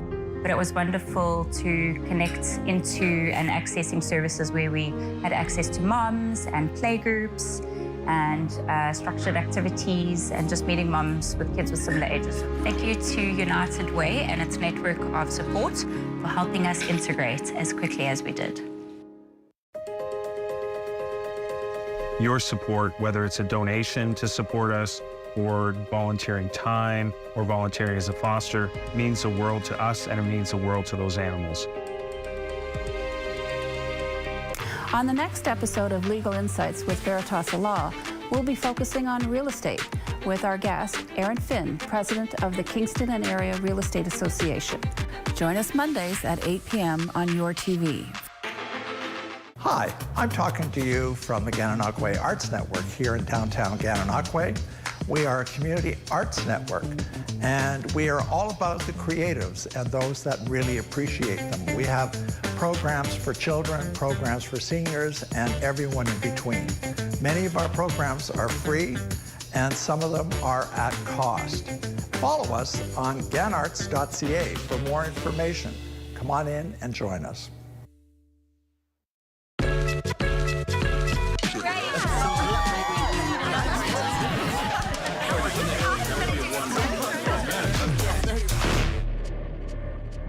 Alcoholics Anonymous. For more information, visit aa.org.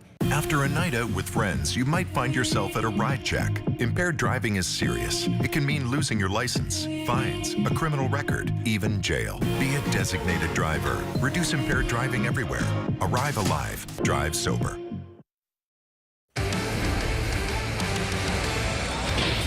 Lots of nice jerseys hanging on the wall down in the front shop. Maybe they will add a Red Barons one after the night is over. Kingston and Saginaw going toe-to-toe here on Women in Sports Night, but it has not been a good night for the Kingston Frontenacs so far. The Saginaw Spirit out to a 4-1 lead, and they got on the board early on. They never looked back from that one, and pleased to be joined now by Leah Vandenberg. And Leah, maybe that's something we should have seen coming. It seems every time Kingston and Saginaw lock up, you look over the last 3 years, Saginaw has had Kingston's number, and more often than not, it's a little lopsided.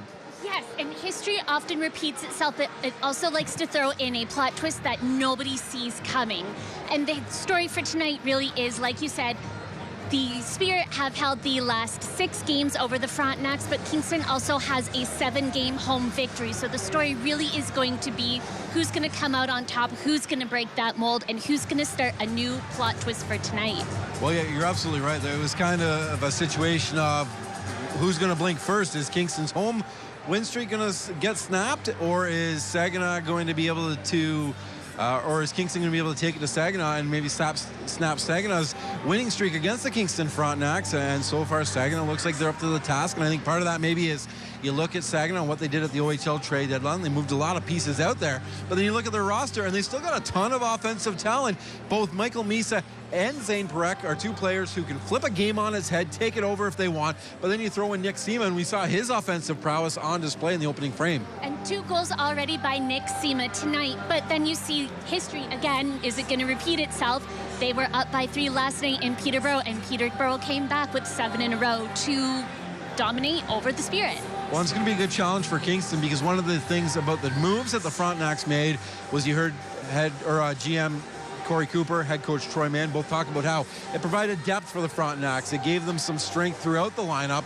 And so maybe if your first line's not going, you're going to look to your second and third lines to pick it up. And we're going to see here tonight if they're able to do that, because you look, Joey Willis, Will Bishop, Ethan Hay, all guys that know what that Saginaw Spirit locker room is all about. And Joey Willis especially already hit the nuts a little bit, scoring 1 goal against his former team. And what drives you more? More goals against your old team tonight. I expect to see a lot more from him as the night continues on. One positive for the Kingston Frontenacs, you look at the shot clock through 20 minutes, it's dead even, 12-12. So they're getting shots, they're getting pucks in on Andrew Oak. They just haven't had any quality chances. So I guess if you're head coach Troy Mann and you're going into that first intermission, that's something to build off of heading into the second period, because hockey's not a 20-minute game, it's a 60-minute one. Yep, and we still have 40 minutes ahead of us there tonight. Lots of twists and turns, and who knows what's going to happen. I could not predict the plot twist for $1 million. We'll take a quick look at the out-of-town scoreboard in the Ontario Hockey League for your Friday night. And there you see the Niagara Ice Dogs with an early edge over the Erie Otters, 1-0 after 20. And in Kitchener, it is the Blue Shirts on top of the attack, 2-0. They are 2 through 20 minutes over in the Nickel City. A scoreless affair between the Knights and the Wolves in that one. Should be an entertaining affair up there. And in Sarnia, the Sting out in front, 1-0 of the Windsor Spitfires, and a bit of a shocker so far in Sarnia. Windsor, one of the better teams out of the Western Conference this season. In Oshawa, the Peterborough Petes with an early lead over the Generals, 2-1 there. Peterborough looking to keep things rolling in the Lift Lock City, and the Sioux Greyhounds on top of the Flint Firebirds early on up in Sault Ste. Marie, 1-0 there. And then wrapping up action for a busy Friday night, the Bulldogs, who seem to be surging of late, up 2-0 over the Guelph Storm. They, too, are through one frame in Guelph. Here in Kingston, it's a 4-1 lead for the Saginaw Spirit, as we throw it over to Scott Rogers and Tim Cunningham upstairs to bring us the middle frame of tonight's action. Thanks very much, Alan. And I said towards the end of that first period, Tim, that it really felt like the Frontenacs had the majority of the play in the Saginaw end in that first period. But it also felt like every time Saginaw got any pressure down in the Kingston end, the puck ended up in the net. Well, they won a lot of one-on-one battles below the top of the circles, and I don't know how many times do we see in that period where Misa or Go or somebody was allowed to come through the zone unchecked. Well, I am sure there was much discussion in the Frontenacs dressing room in between periods, so we'll see what the second frame brings. Loose puck at center ice, McGowan on it. Flip feed there to Williamson, over for Hay. Gets it to Hay, streaking in on net. Backhand shot, good save there by Oak. Back to the point to McGowan. Sends it back down low. Got by Miedema. Far point.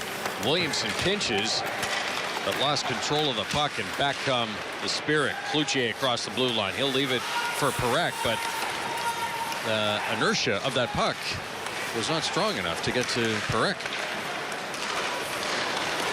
Pass for McGowan. Gives it back for Williamson. Stolen. Here come the the Saginaw Spirit. Wristed wide there by Carson Harmer. Holy cow. Can't get more wide open than that. No. There's the safe play off the boards and out to center ice. Flip back in by Frangioni. McGowan ahead for Hay. Back on the Spirit. Sima makes a move at the blue line. Johnson has it down low. Tip there, but a good save by Schenkel. Lost his goal stick. Gervais with the opportunity there. There's a tip in front. McGowan overskates the loose puck. Pops free. Sima wrists it wide. Back to the far point it goes. Sent into the slot. Up ice for Battaglia. Touch feed. Euronen back to Battaglia. Moves in. Euronen right there jamming at it. Two-shot save there by Andrew Oak. Stevens dump in, goes off the stick of Ewens and into the great give and go by Euronen and Battaglia, but Euronen just gets in a little too deep and really can't do much. Just a nice touch pass by Battaglia through the neutral zone, and then Euronen in front, but in a little too tight. Tough to make any moves when you're a foot and a half from the goaltender.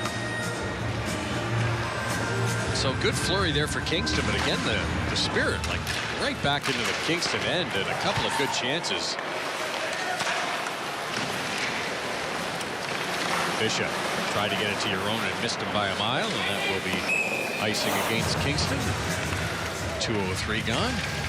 Well, Alan and Leah touched on it in between periods. The Frontenacs have a tough time with Saginaw. They've only won one of the last 9 games against the Spirit.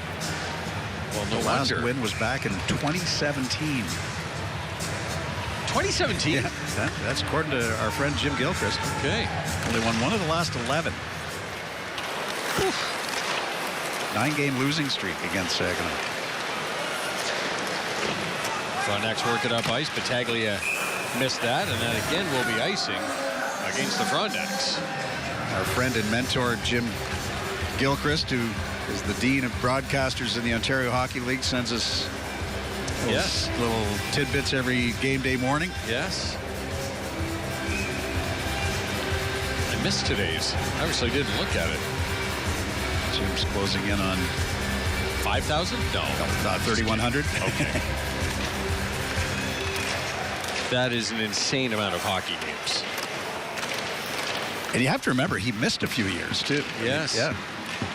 Yeah, it started in Oshawa doing Generals games.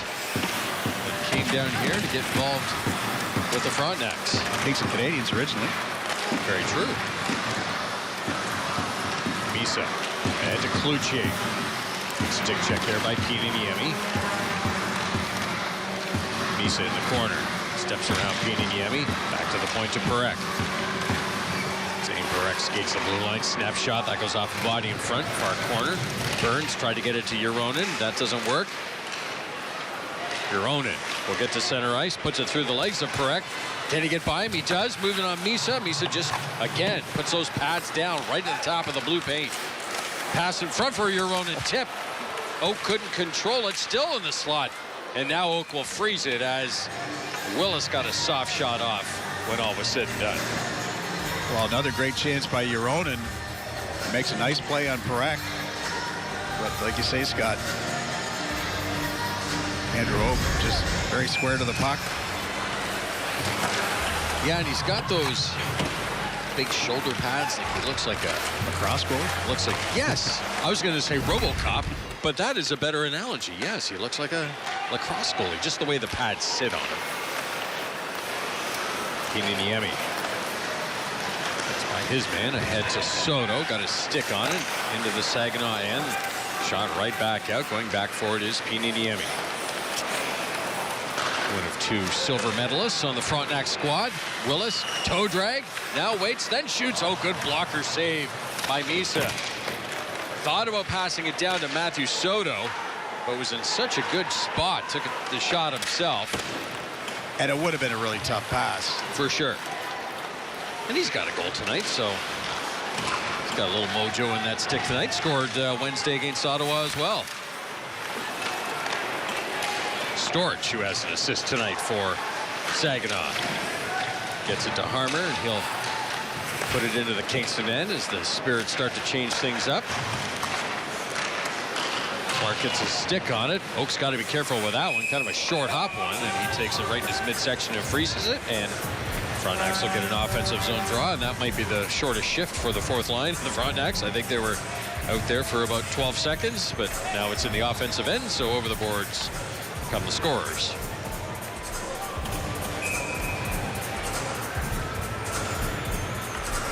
Face off to Oak's right.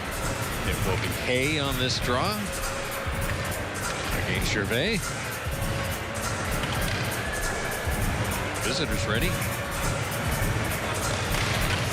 I'm just curious what the discussion is for 8 or 10 seconds before they drop the puck. Johnson. These are for Sima. Wrist shot turned aside. Big rebound and put over the net there by Gervais. Charlie Schenkel giving up a big juicy rebound, but Gervais puts it over the net. Beat him up. Gets that puck in the midsection, able to bring it up ice a little bit further, but then his drop feed is intercepted by Sima, and he'll pass it off. Dumped in to the Kingston end, and back for it is Williamson.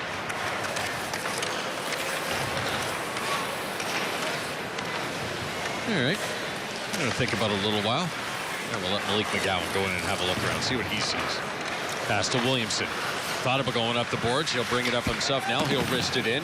Miedema, first man on it for Kingston. Sends it hard back around the boards. Parekh, far side. Gets it by Euronen, but Gato's right there to block it. Loose puck battle. Johnson works it free. Spirit give it away. Shot there by Gato's blocked. And away comes Sima. His pass goes over the stick of Bishop, bounces into the slot. Quentin Burns right there for Kingston. He's looking up ice. Puts it on the stick of Euronen. Euronen cuts across the blue line, has it knocked off his stick and dumped out of the zone by Jilkin. Brought right back in by Cloutier. Pushed out wide by Burns. Looks out at the blue line, decides to go for one more lap. Gets it down low. Now it comes to Cloutier at the point. Over for Parekh. Parekh pass right through the slot. Onto the loose puck is Gato. He's got Euronen going up the middle. Glove down there by Cloutier. Gets it by Battaglia to Jilkin. He's bumped off the puck by Burns. Bishop comes in and hits Jilkin as well. Battaglia out the far side. He's got to skate hard. Misa battling hard with him. Jilkin comes over to get involved. Ends up behind the Spirit net. Soto gives it to Battaglia. Tried to pass out front. That play was blocked. Pops out of the corner. Soto has it. Hard turn to the right. Sends it back to the point to Piiniemi. Shot right along the ice. Tipped wide by Battaglia. Right on that loose puck is Ethan Weir. Out to center ice it goes. Back into the Kingston end. Cal Ewens Gives it to Pininiemi. Passes off for Soto on his off wing. Hits the brakes. Back to the point to Ewens. Fakes the shot. Instead passes across. Hopkins looking for the tip from Soto. He missed the mark on that one. Pininiemi, one-timer. That's blocked. Comes to Willis. Shot right off the iron. Willis looking for his second goal against his former team. Hits the post. Willis leaves it for Pininiemi. Makes a move around Weir. Tries to pass off, comes back to him, kicks it up to his stick. Beautiful play, and Oakes right there to jump on top of it. Great flurry of action there for Emil Pininiemi. And Joey Willis. Yeah. He's going to think about that one at home tonight. We're going to send it away for a break. Come back for more in Kingston. Saginaw up by 3. You're watching the OHL tonight on your TV. Have you ever dreamt of being in front of the camera, sharing the stories of your community, or catching up with the stars of today in entertainment, sports, and pop culture? Well, it's time to turn your dream into a reality with us here at your TV. On the next episode of Legal Insights with Veritas Law, we'll be focusing on real estate with our guest, Aaron Finn, president of the Kingston and Area Real Estate Association. Join us Mondays at 8 p.m. on your TV. We'll have another look here at that last action. There's Willis. Ting! Off the crossbar. Well, the Frontenacs will be playing, or be on the road for the next little while. 8 of their next 10 games are on the road. A long road trip coming up this week. Play in Ottawa tomorrow afternoon. And off to Saginaw, Flint, Sarnia on Sunday. They travel to Barrie on Monday from Sarnia, playing Barrie on Tuesday night in a makeup game. Game that was snowed out a month ago. That's a lot of driving. McGowan down from the point, cuts in front, tries to go through the legs. There's Willis to push it home.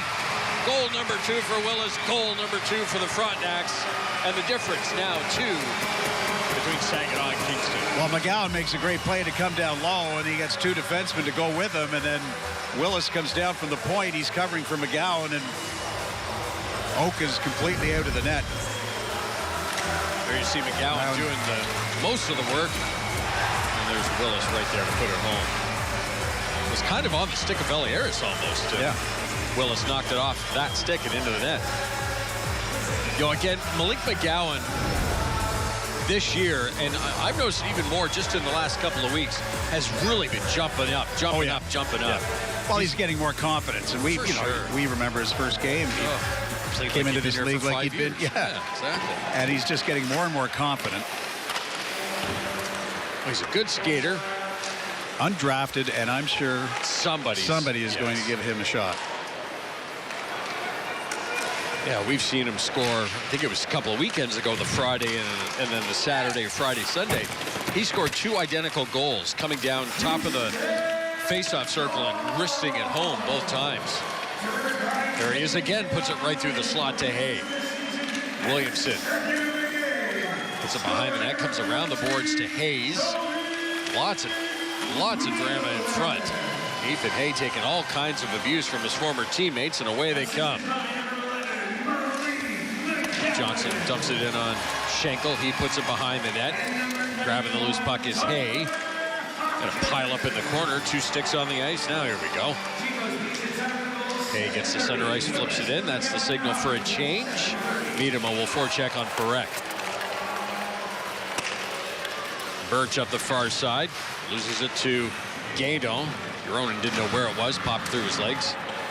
Johnson gives it to Parekh. He's got a goal tonight.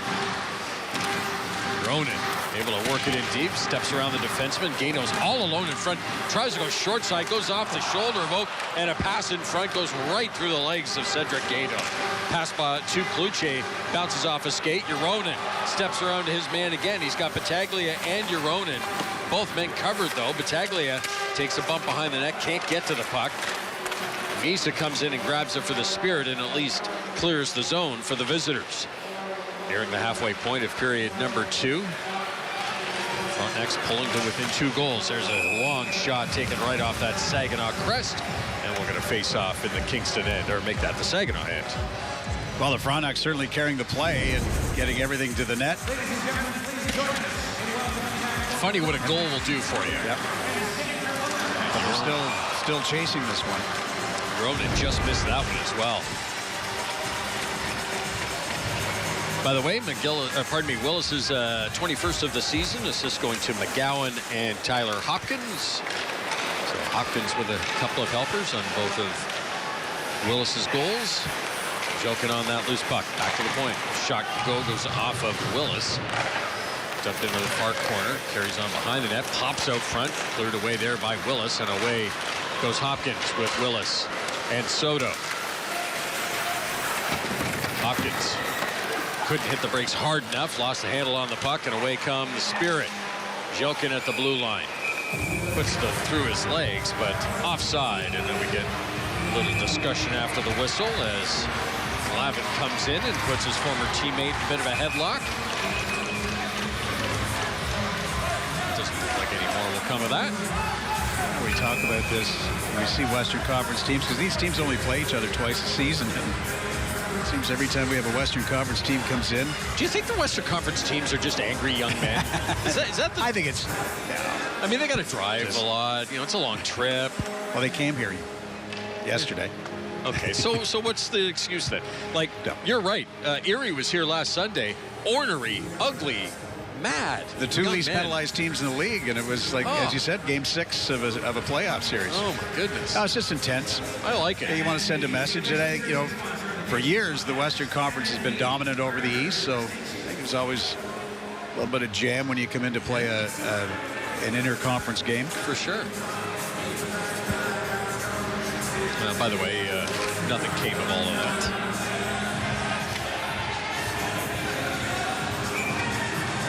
All right, Ethan Hay has to leave.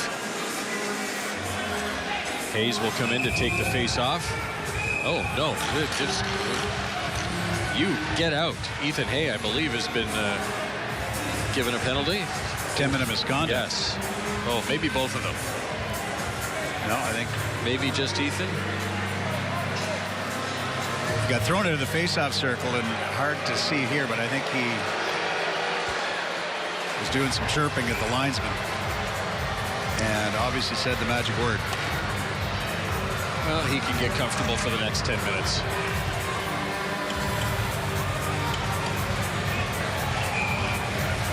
Frontenacs deciding to change up everybody. I'm not sure what's going on. There's 17 players on the ice. At some point we'll drop the puck. Gage Hayes talking to nobody in particular. I think he's actually yelling at the linesman who's waiting to drop the puck. Okay, we need microphones closer to the ice. We need microphones closer to the ice. We'll play the game on a 5-second delay. I don't know if you wanted a microphone at that instance right there. No, I think we'll just beep and then beep so we can hear what's going on. No? In radio, we have that 5-second or 7-second delay button. Not the stations I worked at. That explains why you're not broadcasting so much anymore other than here as Taglia gets tripped up, and that'll draw a penalty. Mike McGowan agreeing. He had his arm up as well. I believe it's James Go, the former Peterborough Pete, who's going to go sit for 2 minutes or less. Actually looked like maybe one of those instances of stepping on a stick. Nope, that was a stick right in the feet. You can't do that, James. I'm sorry. No, we started the K-Rock radio station in Kingston. We found out the hard way that we didn't have a delay button one morning. Oh, dear.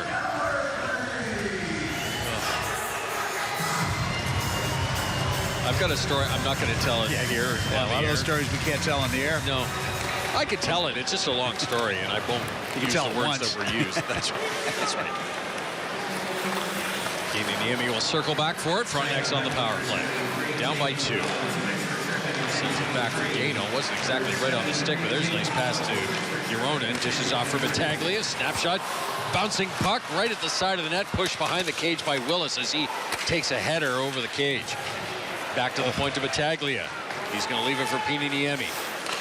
Down into the corner to Euronin. Back to Niemi. Far side for Gano. Over for Willis. Tipped in front, pushed home by Battaglia. Frontenacs within 1. Well, Battaglia and Juronen at the side of the net. You got to pick one, and that puck just squeezed through Oak. Battaglia there for the 2-foot putt. Yeah, Juronen and Battaglia were right there. And Battaglia, like you said, Tim, was able to push it home. Frontenacs now back to within one. Another look here. Again, Pianiemi being the quarterback on this power play. Willis gets it through just over to the two of them. Just put the puck in the area. Well, squeezes through, and there's Battaglia just to put it home. Sometimes Jacob Battaglia is a sniper, sometimes he's a garbage man, right? Or a putter. Yeah, that's one of the easier ones that Jacob has scored this year. So we'll see if the visitors have a bit of pushback as the Frontenacs have come back and got really involved in this game. And as I say the words, Frontenacs get a penalty called against them, and they're going to be shorthanded for 2 minutes or less. No, I think it's that guy right there. Yep. He's got a white shirt on. That is going to be Cloutier going to the box. Yeah, Check that, Gervais. So the momentum Yeah, there was continues. a bit of a hook there. So not a bit of a hook, a real hook, because they called it. That's a good point, Tim. Yep. A little bit of a hooks they don't call. Yeah, that's why they paid me the big bucks. I don't know what we do without you. Parekh pushes it around the boards, waiting for this Cloutier, bumped by Juronen. Back to Willis, trying to get that puck to settle. Now puts it in the corner to Juronen and gives it back to Willis. Pops free and just cleared down the ice by Misa. Pianiemi. Slingshot it back. Yes, he does. Here comes Juronen to collect it. Dishes off for Guidon, over for Willis. Willis around the boards for Juronen. He'll send it back to Battaglia. Tried to make a move on Misa. Ended up on Misa's stick, and he clears it down the ice and turned into a save for Schenkel. 1 minute left in this Kingston power play. Juronen bringing it up ice. Crosses the blue line with speed. Sees Hopkins around the far side.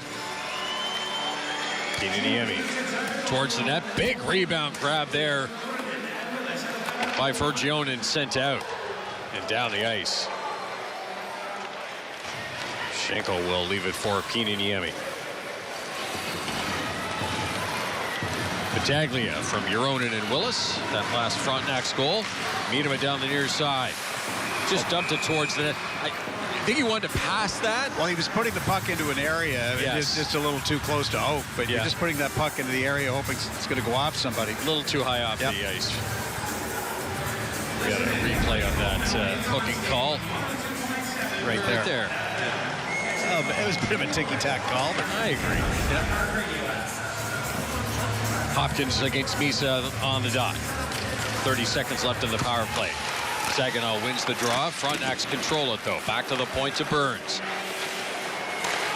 Passes over for Wright. Out bump play for Soto. Nice stop by Oak. Got his left arm on it. Hopkins. Lots of traffic in front. He scores. Great screen by Ethan Miedema. And it's Tyler Hopkins tying the game for Kingston. Well, I'm just going to say, Scott, Miedema should get an assist on it. He won't. But by screening Oak, and Oak was over too far. He cheated over too far because of Miedema. And Hopkins, we had a great clear shot where that puck went.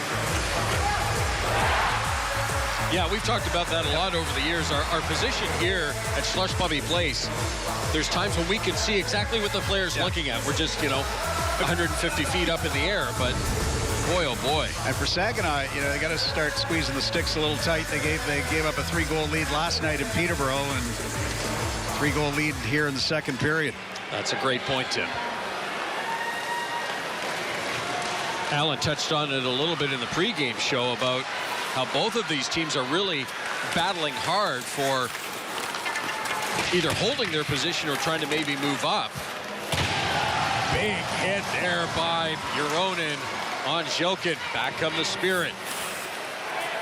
Storch looks back to the point to Forgione.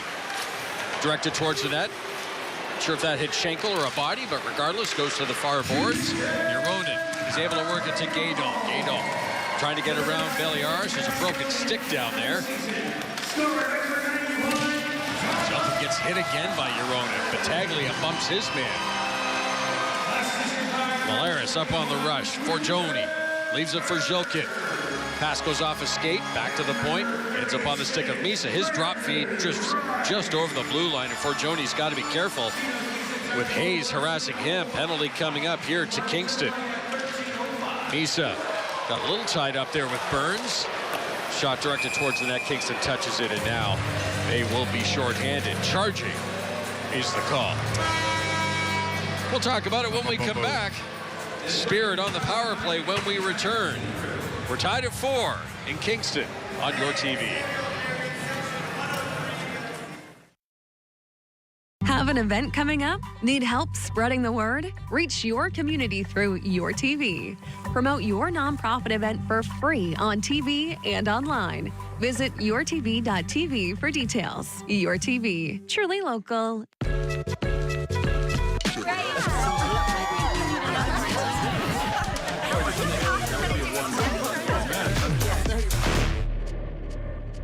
Alcoholics Anonymous. For more information, visit aa.org.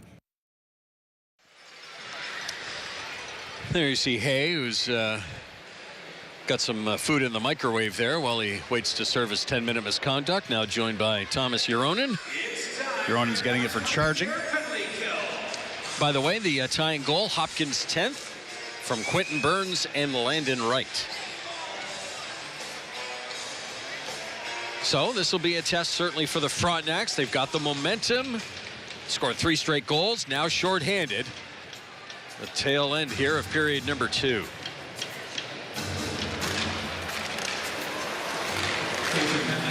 Loose puck on the draw. Nobody seems to be able to get control of it. Now the Spirit have it. Parekh at the point.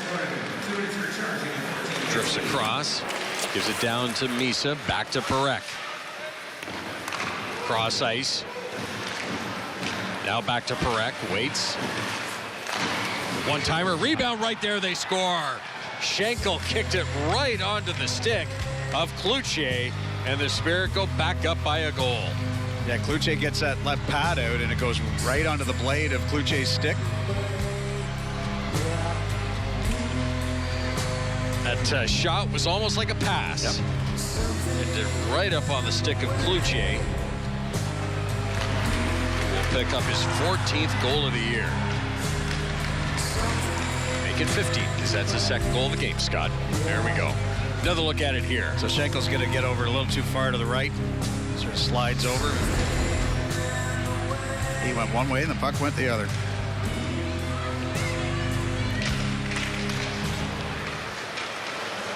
So the Frontenacs have a little more work to do. Deep in the Saginaw end. Gervais takes a bump there from Soto. Hops to the far corner. Down from the point comes Ewens. Out front, Soto backhands it wide on the glove side. Willis. Bump there in the corner. Comes to Soto. Out to Hopkins. Went through his legs. Ewens will keep it in. Off the boards for Soto. He's got a man draped all over him. Hopkins loses the puck. Now he's able to rub up against Gervais. Gervais trying to dig that puck out. He's on it. And the Spirit passed it right back in front of their own net, then flipped out. Forgione had to be careful with that one. Soto takes a hit, able to angle into the Saginaw zone. Forgione around the boards for Sima. His pass goes ahead to Johnson. He's able to touch it, so no icing. McGowan behind his own net, looking up ice. Frontenacs back at full strength. Pininiemi loses it at the blue line. Hayes gets it as far as the blue line. Couldn't go any further, though, because Pininiemi was sitting on the ice inside the Saginaw zone, and they're going to call a delayed offside. Yeah, I don't think Minaba saw that it was offside and continued pursuing the puck. Yeah, Pininiemi took a spill at the blue line and slid on his backside, probably to the top of the circles, and Frontenacs brought it right back in before he could get back out. Saginaw head coach Chris Lazary. Jake Grimes is his assistant. Kingston fans remember Jake. Yeah. Spent 11 years with Belleville, too, with Peterborough. Say a former Belleville Bull. Yeah. And a Belleville Bull as well, a player. There's a shot right into the midsection of Schenkel. Good coach, better guy. Was he part of the Ottawa organization? Ottawa Senators? I believe so, yes. Was he drafted by them? Did he play in the minors for them? I'll go to the interweb and look Maybe it up. before I bring these things up, I should have a look at something, either on my phone or on this. But he was an associate coach in Guelph when they won. Okay. Won a cup, and then he was in Cape Breton as a head coach, and then joined Saginaw last season. Good time to join Saginaw. On their way to Memorial Cup victory. Cloutier dumps it in. Bishop racing after it. Shelkin battling with him. Pass up the middle, ends up on the stick of Euronen. Race for the puck. Euronen trying to beat Parekh to it. Tried to get it towards the net, but Parekh got a stick in the way. Just over 3 minutes left to go. Offside against the Frontenacs as Burns sent it in before the mates were out. Yeah, Jake Grimes was drafted by the Senators in the 1992 NHL entry draft. There you go. I am not crazy. Well, played for the Prince Edward Island Senators, the New Haven Senators, and the Thunder Bay Senators. I think when the Cornwall Aces joined the AHL, I think the Sens team was still in PEI. I remember those games. Pass on the stick of Soto, knocked away from him. Spirit control. Pass into the skates there of Harmer. McGowan comes away with it. Being chased by Brody Najum. McGowan up on the rush. Looking up front, tried to flip it over the shoulder, fell behind the net. Again, McGowan. Just a burst of speed and getting a shot off. McGowan near point. One-timer sent wide by Hopkins. Puck flipped down the ice by the Spirit. This should be icing. And it is. You know, Frontenacs, that last goal that they scored, good screen there by Miedema. And there was at least 2 goals against Ottawa on Wednesday night where the goalie's name's not coming to me. It doesn't matter. He couldn't see the puck. Yeah. Because Miedema was one time, and I can't remember who the other was, but just it was great screens. McKenzie was the goaltender? Yes. Yes. And the other time it was Ethan Hay that was providing the screen. Gato, clean win, comes to Euronen, tries to get a shot off, but bit of a hook there by Barch, but no call. Peter Niemi leans into one and whistles one by everybody's ears. Barch has the puck, flips it in the air. Okay, stays in. Looked like it might be going into the stands. Ewens right up the middle to Gato. Is able to pass it off to Euronen. Battaglia is the trailer. Euronen couldn't get that puck to him. Put it right through the blue paint. Ewens comes down from the point. Able to put it right back to Euronen's skates. And the battle continues in that far corner. Gato behind the net for Battaglia. Niemi down from the point, couldn't get a clean shot off, still bouncing in the slot, back to the point to Battaglia, settles it, shot goes off his stick, oh, and Euronen couldn't get his stick on it. He had an empty cage. If he could have got control of the biscuit there. Gato being held. Battaglia cuts in front. Good save there by Oak as he held his position right on that post. Glove down at center ice by Burns, had to hit the brakes though because Euronen was a little slow getting out of the zone. Burns will keep pushing it deep. Frontenac starting a change. Soto. Back to Burns. Waits. One-timer, good save by Oak. Reaches out and grabs that rebound. Great opportunity there for Jacob Battaglia. Well, Battaglia just didn't get all of it on that shot. We saw the other night he scored a goal against Ottawa after fanning on a shot. Very similar play. But Andrew Oak able to get over and get his trapper on that puck. Yeah, Burns sees him through traffic and gets it over to him. And you're right, that was about a 60% on that shot. Frontenacs out shooting Saginaw 34-19 so far. Soto takes it behind the net. Go on working on him. Make that for Joni. pops free. Hopkins gets it back to McGowan. Puck's in the air, though. Couldn't knock it down. Out of the zone it comes. Burns over to the wing to Hopkins. Hopkins tripped up behind the net, and Michael Misa will be going to the penalty box with 51.9 seconds left. Misa just gets his stick into the skates of Soto. Yeah, you're trying to be defensive, right? Trying to get out front, get your stick on the puck. And sometimes it just gets into the skates. We'll have another look here. Chases up behind the net, and down he goes. All right, late opportunity here for Kingston on the power play. Jacob Cloutier has put Saginaw back out in front. By the way, Zhilkin and Parekh, the assists on that goal by Cloutier. Big face-off here, the Frontenacs. They win it. It comes back to Pininiemi. To Battaglia. Down low. Joronen just turns it and fires right into the pads of Oak. Gets the puck back, though. Battaglia for Joronen. He's got a battle against Parekh.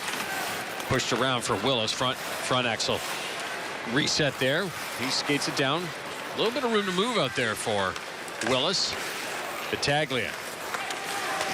Down low, bouncing puck. Willis trying to get his stick free. Still loose. Joronen scores. He just pulled it out of the pile and put it over everybody to tie the game at 5. It was just sitting there for him, but it was, as you're right, Scott, he had to pull it back to him so he could get some leverage on the puck. That's a big goal with 21 seconds left in the second period. Yeah, Andrew Oak, it was just a little too far out. He couldn't get his trapper out there. He had 2 or 3 Saginaw players there, but nobody could control the puck. Joronen got his stick free and finally was able to put it home. Right there, he couldn't get his trapper on it. Yeah, there you can see, pulled it and shot it. Toe drag. Yep, put it right in the top corner. We're tied at 5. This game has not been a defensive struggle. I will tell you that. Well, the same last night in Peterborough. Pass ahead, trying to catch up to it is Hayes. Got free. Oak comes out to make the save, and Glavin takes to the boards. Puck's still free. Back to the point. One-timer by Burns. Everybody ducks. And there's the buzzer to end period number 2. Well, great play by Bartsch not to take a penalty on Hayes. And that could have easily been a penalty shot, but he played it perfectly. A little pushing and shoving and discussion, as there is when there's testosterone-filled 17 to 20-year-olds out there on the ice. We're going to send it away for a break. Second intermission. Alan Edmansky will chat with Joey freaking Willis. That's his nickname, by the way. When we come back, and Willie will have this week's roundtable as well. 5-5 after 40 minutes in Kingston. We'll be back with more on your TV.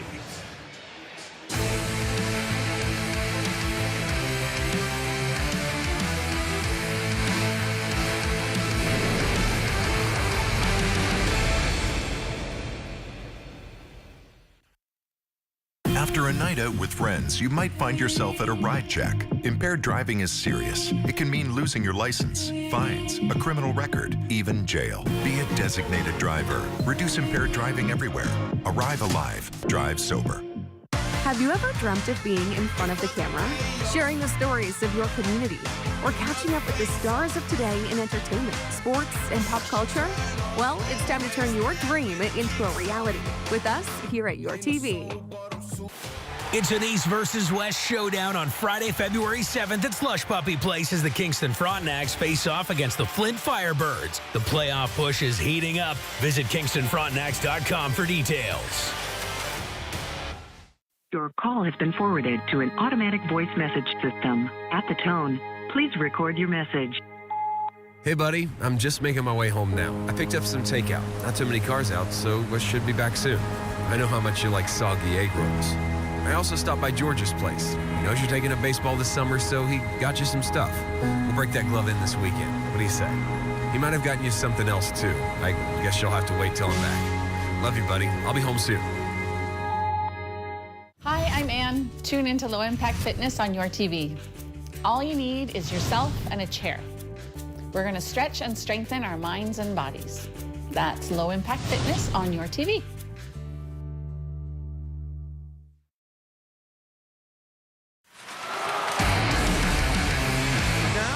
probably think, hey, this is a close game, but it wasn't always that way. It was 4-1 Saginaw after one.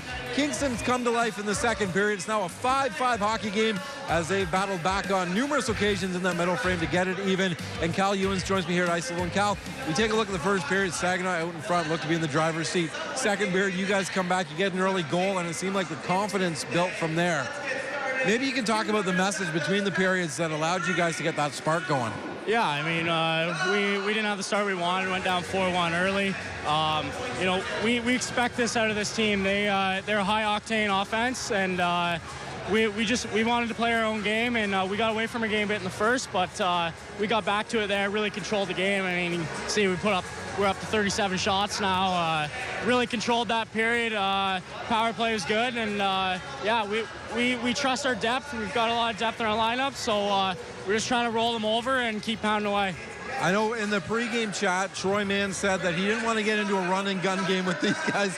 That game plan kind of went out the window with 10 goals between the two teams to this point. But it seems like it's a situation you guys aren't uncomfortable in. If it's one of those games where it's kind of last shot wins, you guys feel equally as comfortable in those as, say, a 2-1 game right now. Yeah, for sure. I mean, you know, earlier in the year, we weren't coming out with these wins. We getting down early, but I think that's something we addressed at the deadline. We brought in some more depth, and these types of games, our depth just takes over.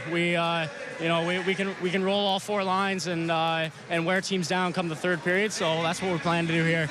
Seems like the emotions are coming out a little bit as this game wears on, and the playoff atmosphere kind of gets cranked up a little bit. There's a lot of hate between these two teams, isn't there? Yeah, I mean, Saginaw being a great team last year, we want to beat them. You know, we're a top team in this league now, so yeah, I guess there's a little fire between us, wanting to prove ourselves. We'll let you get over there and get ready for the third period. Cal, thanks a lot for doing this. Thanks a lot. Cal Ewens of the Kingston Frontenacs. They've roared back with 4 on the board in the second to tie this one at 5 through 40 minutes. Should be an entertaining finish here in Kingston. But first, it's a new edition of the OHL Roundtable. That's up when we return. It's the OHL Tonight from Kingston on your TV.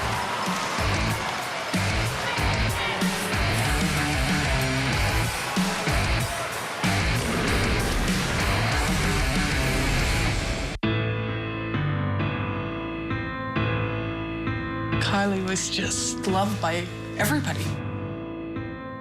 I miss having my arms around him. I just miss his friendship. The everyday laughter, the fun, the joy in our home, it's gone. And I have to live with it for the rest of my life. To find out how you can put an end to impaired driving, visit mad.ca.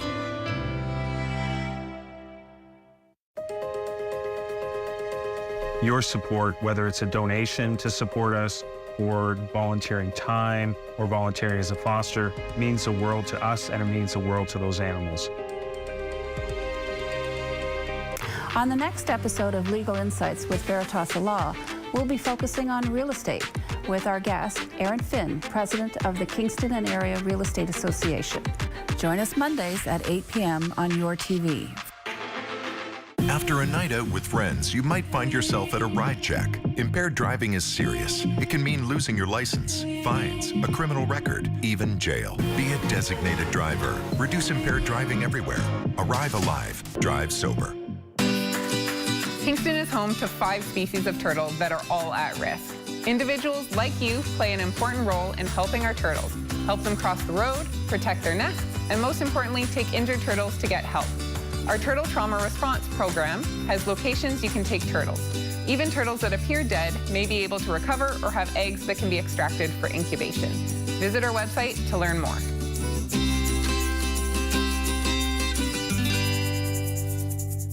Hi, I'm Ann. Tune into Low Impact Fitness on your TV. All you need is yourself and a chair. We're going to stretch and strengthen our minds and bodies. That's Low Impact Fitness on your TV.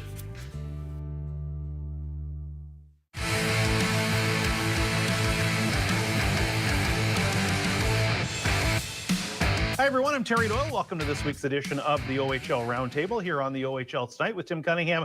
And Tim, it's in the books. The inaugural Connor McDavid OHL Top Prospects game took place last week in Brantford. I had a chance to be there, and I thought they really did a good job with the event. Of course, the friendly confines of the Brantford District Civic Center hosting the game, but an opportunity for players that maybe wouldn't have gotten a chance to play in the previous incarnation of the nationwide Top Prospects game with 40 players from across the CHL, now with 40 players across the league. I think it really gave a good opportunity for guys a little bit lower in the rankings to strut their stuff. Yeah, and especially the overagers, kids that are still looking for a legitimate shot at the next level. And the league thought the game was a huge success. It was a game that had some jam. I mean, it was really competitive right from the get-go. We saw, Porter Martone drop the gloves, and I think it certainly put to bed the fears that this wasn't going to be a competitive game compared to the CHL prospects game. And I suspect that moving forward, the OHL is going to have this format again. I thought it worked very well. Great crowd in Brantford. Just in all, a great evening. But you're right.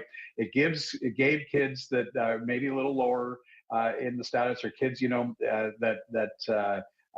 for whatever reason, have not been really given a long look at the next level, a real shot to compete. Yeah, I thought the top guys looked like the top guys. A Misa, a Martone, Jack Nesbitt of the Windsor Spitfires, for example. I thought he had a really good game. But then like a Liram Amidovsky of the North Bay Battalion, who's not rated as high. And even a Josh Glavin of the Saginaw Spirit in his third year got a chance to be out there. So I thought it was a good overall look. And you're right, it was competitive, multiple scraps, even stuff that you may not have seen if you were watching on the TV broadcast. Little slash on the shin pad here and there. Keishon Aitchison of the Barrie Colts, I thought he had a great game and really asserting himself physically, dumping Michael Misa early in the game with a body check and really showing off. So I think the big thing for this game moving forward, Tim, is going to be also keep it in the medium-sized markets, I will say. I think that's where it could really do well. Not a 9,000-seat arena, maybe not even a 7,500-seat arena. Keep it to those rinks that are sort of the 4,500, maybe no more than 5,000. Keep it in that type of venue. I think that's where it can do really well. You get the locals, then you get the friends and family of the players in it, and some of your other OHL diehards within maybe a 90-minute to a 2-hour radius, Tim. I think that's where this event can really work well. Oh, that's perfect. That's absolutely an excellent idea. And there are a lot of those markets that are in the league. And you're right. This is if something like I look at Kingston, perfect market for a game like this, or Peterborough, perfect size arena. And you're right.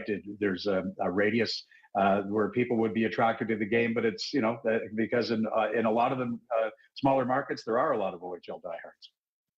Staying with Brantford for a moment, who hosted the Prospects game. As part of the announcement last week with the Hyman family taking over the team, they signed a 15-year lease on a proposed new building and then five-year options. So that could bring it to 40 years of hockey in Brantford. It is still pending a new arena. But Tim, what a change. It was only 2 years ago now. The Bulldogs franchise moved into Brantford. The city jumped on board. And now it looks like moving forward, we're going to see the OHL in Brantford for a long time. Well, that's an excellent point in pointing out that the city jumped on board. And I recall, last season, the members of city council toured the league, and they went to different arenas, getting different ideas, what to look at for a new arena. So, right from the get-go, the city of Brantford has been behind this, and with the Hyman family now involved in the ownership, it's solid, and they've really made a commitment, obviously, to the Brantford market, and I think it's perfect for the league. Again, a great size market, perfect size, and the short time they've been there, they've been getting great local support, and now that they've committed to doing it, it's nothing. Everything's looking up for that franchise. Yeah, it was certainly interesting, and spending a couple of days there last week as part of the Prospects game, you really saw that in the community as well, and at the rink, and now, of course, with the new rink and the Hyman family taking over, I think things are in good shape for that team, and they're playing well on the ice as well. And Tim, let's just talk in general about the Eastern Conference right now, both Brantford and Brampton. and two teams were looking to see them shoot up the standings. I know Brampton, the Steelheads, have players back now after the World Juniors, after injuries and suspension, and the Bulldogs, same thing. They suffered a lot of injuries early on in the year, and we've talked in our segments almost every week. The Eastern Conference, it's been an arms race at the deadline. The standings have been jumbled around, but I think the two Bs, and along with Barrie as well, look to be a really force in the Eastern Conference here for the final 2 months of the regular season.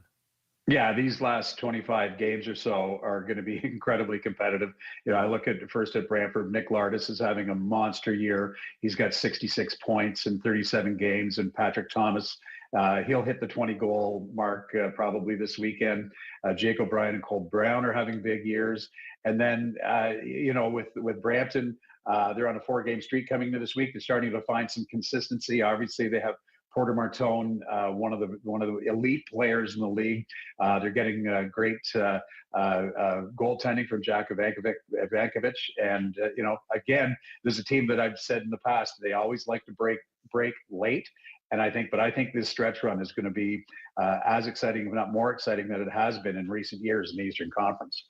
Shifting over to the Western Conference, and a team that had a rough go in November and then into early December was the Sarnia Sting. They had a 20-game stretch that did not look good at all, but really turned it around 7-3 in their last 10 games. And one of those teams that has benefited from players coming back or coming in that were thinking of the NCAA. Liam Beamish, Jack O'Brien, and now Matthew Manza all come in recently and have made a contribution. And Nick Zerzicha has been excellent in goal. And Tim, I think the top end of the Eastern or Western Conference looks pretty set, but I think things very interesting. And Sarnia wants to stake their claim in that 6, 7, 8 area.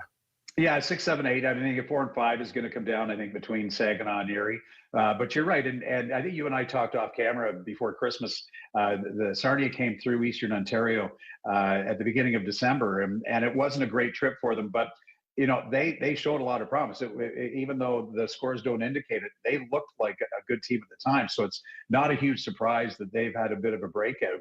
And, it was a solid core, very competitive group and well balanced. If you look statistically at this team, there's not one player sort of running away and carrying the team that's carrying the team on their shoulders. This is a well balanced group that they're going to be a tough out. Well, that's going to do it for the roundtable this week. For Tim Cunningham, I'm Terry Doyle. Thanks for joining us. Third period action next on the OHL Tonight.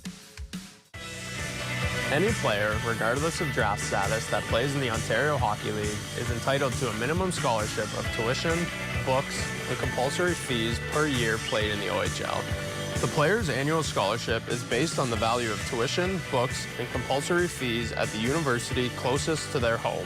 This is also true for U.S.-born and import players who will receive the identical scholarship criteria but adjusted to reflect their native currency.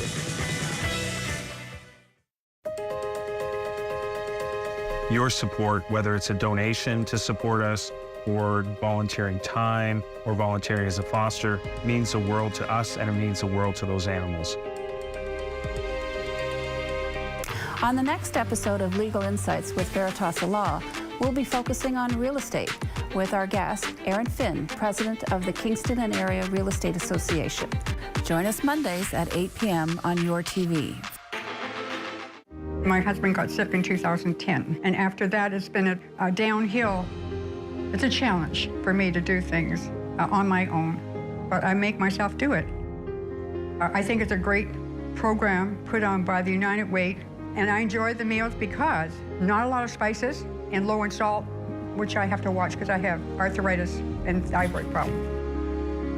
Thanks to the United Way, seniors like me get the help we need. On the next episode of Legal Insights with Veritas Law, we'll be focusing on real estate with our guest, Aaron Finn, president of the Kingston and Area Real Estate Association. Join us Mondays at 8 p.m. on your TV. Have an event coming up? Need help spreading the word? Reach your community through Your TV. Promote your nonprofit event for free on TV and online. Visit yourtv.tv for details. Your TV, truly local.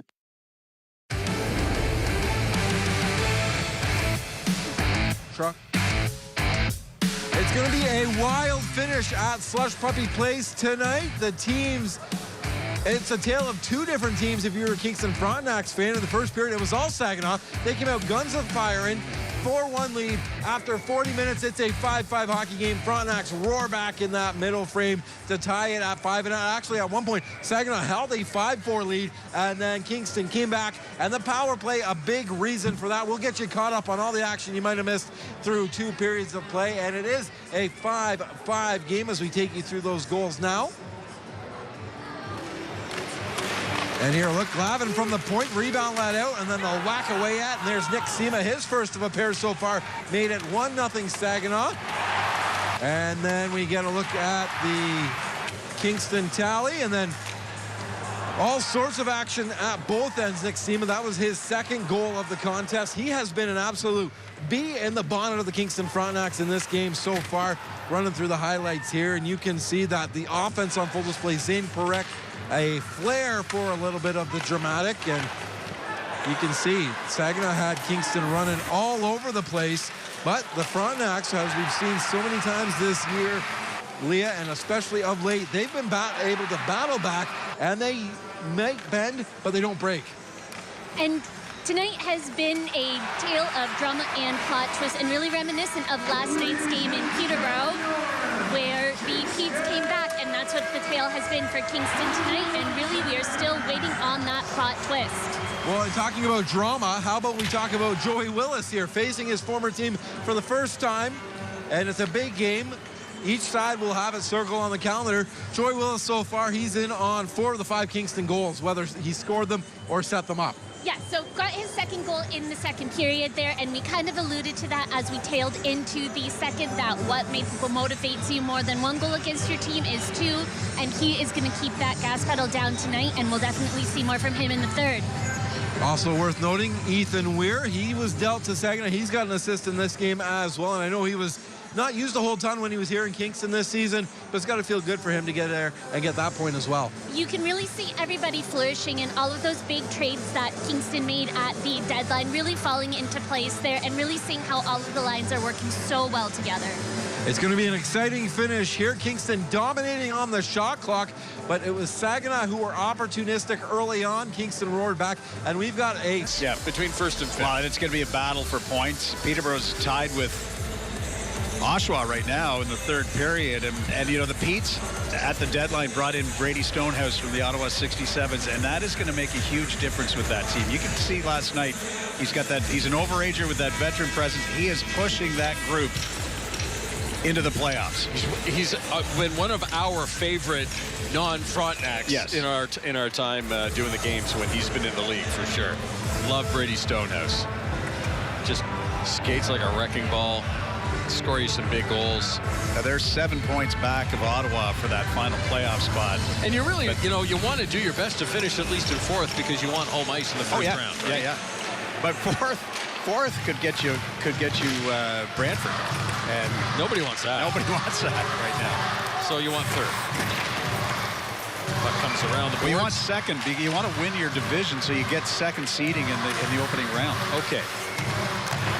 We got some time between now and then. Let's see what happens.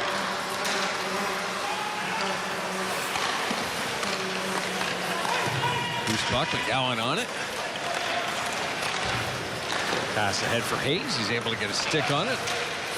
Hay on the loose puck. He must have lots of energy. Served a 10-minute misconduct in the second period.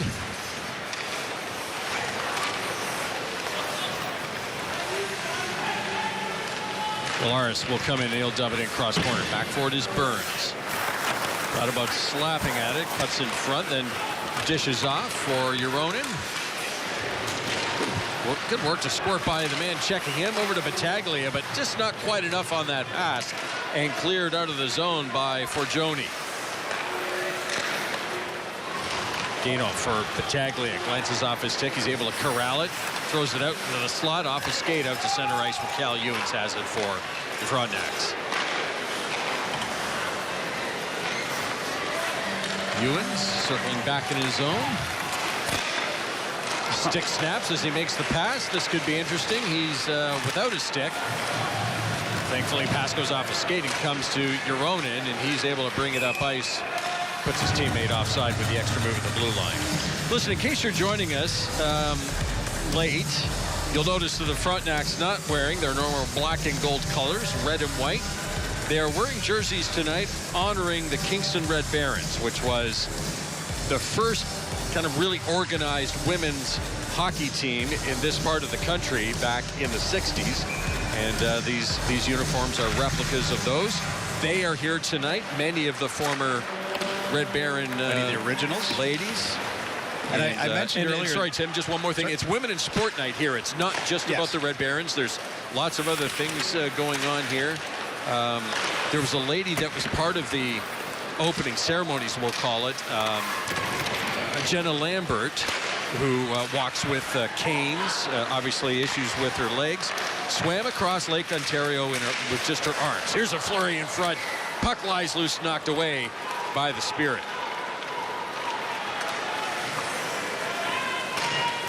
Puck dumped in. Back for it is Ewens. Sorry, Tim, you had something to add to that. I mentioned earlier that Annabelle Twitty and Cookie Cartwright and Rhonda Lehman are in the Hall of Fame. Also Mary Skeggs from that team, but Mary's more known as a fastball player, but she was a member of the Red Barons and is in the local Sports Hall of Fame. All right. Icing called against the Spirit. Yeah, we had some action there as Tim and I were discussing the festivities tonight. You'll see this flurry right here on Oak. He's going to have 3 or 4 guys in his crease. Well, there's one, there's 2. Puck squirts out the other side.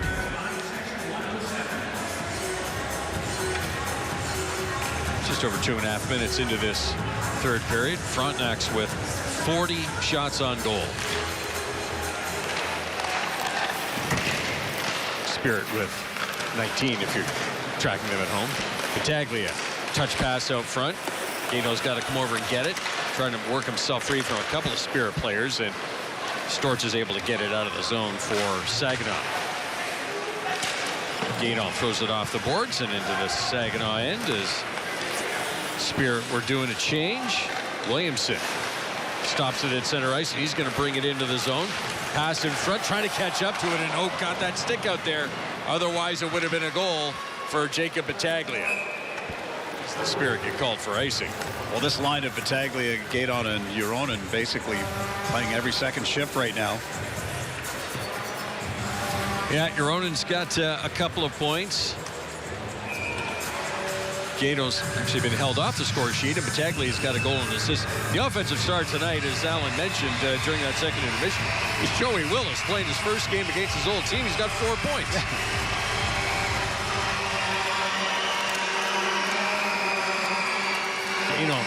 Battling hard, make that hay, trying to keep possession, gets it back to Burns, throws it towards the net, off the skate of Misa. Out of the zone it goes. Cloutier to Misa. 2 Frontenacs, 3 Frontenacs watching him. He's able to keep it in and brings it right back in for the Spirit. Zilkin. Back to the point to Parekh. Shot through traffic, he scores! Well, that play starts up at the blue line where with Misa, and Hayes is on the wrong side of his check. Misa's able to come in, and Saginaw controls the puck, and St. Parekh has a clear shot to the net. Well, we talked about how Ethan Hay was responsible indirectly for one of the goals in Ottawa against Ottawa Wednesday. He's kind of doing it here too. I think he screened his own goal. He's on the wrong side of him right there, and that allows the puck to stay in the zone. Watch when the pass goes out to Parekh eventually here. He's going to move in. Standing right in front of Charlie Schenkel is Ethan Hay and one of the Spirit players. Well, Kingston's got 41 shots. Saginaw's got 20, but they got 6 goals on their 20 shots. Pass right through the blue paint out the other side. Kept into the far point. Comes to Glavin, shot through traffic. Goes off the glove of Schenkel. Frontenacs can't clear it. Glavin will dump it towards the cage under the pad of Schenkel, and he'll freeze it there, and we'll get a draw to his right.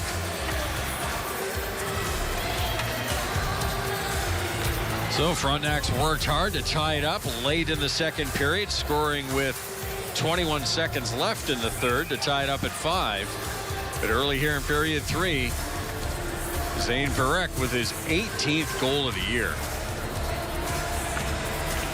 That young man is had a fantastic OHL career. Scored 21 goals as a defenseman as a rookie.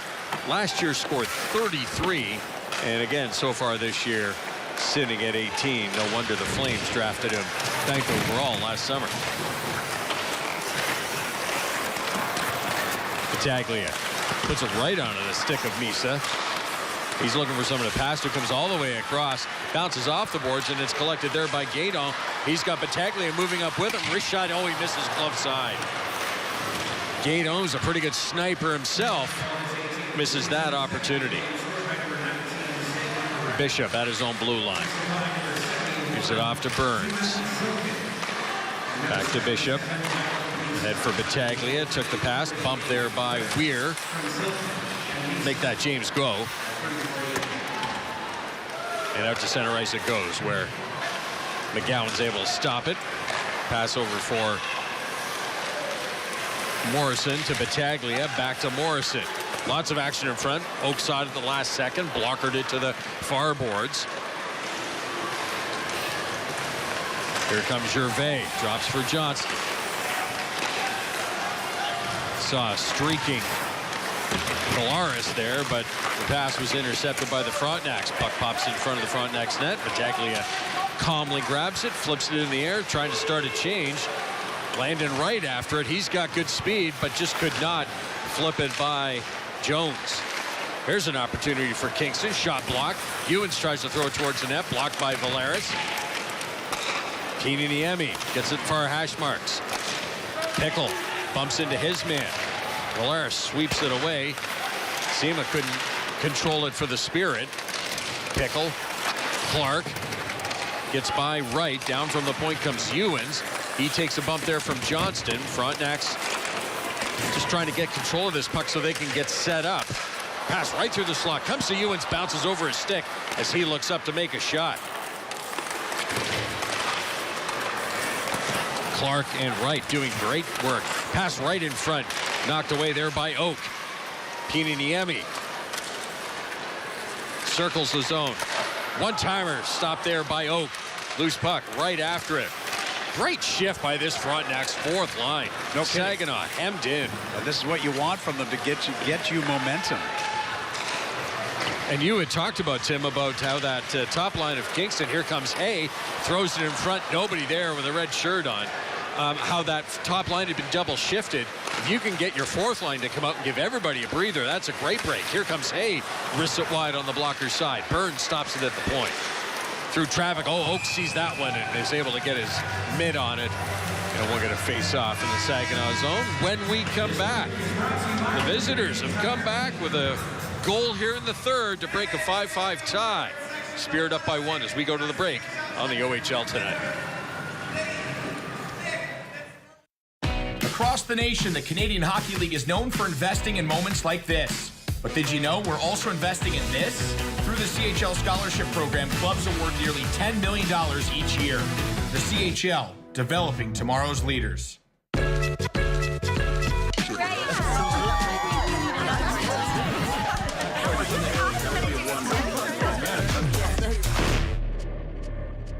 Alcoholics Anonymous. For more information, visit aa.org.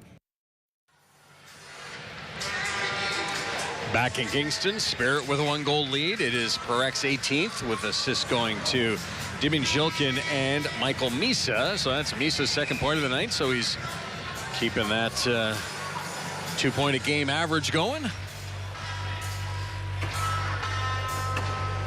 But you're right, that fourth line, but that was a great shift. They had all the momentum and just had the cycle of death going, as we used to call it. Yes, because you know that it's funny how everybody is skating the same amount, but the defensive guys, it's their legs that are burning, not the offensive guys, right?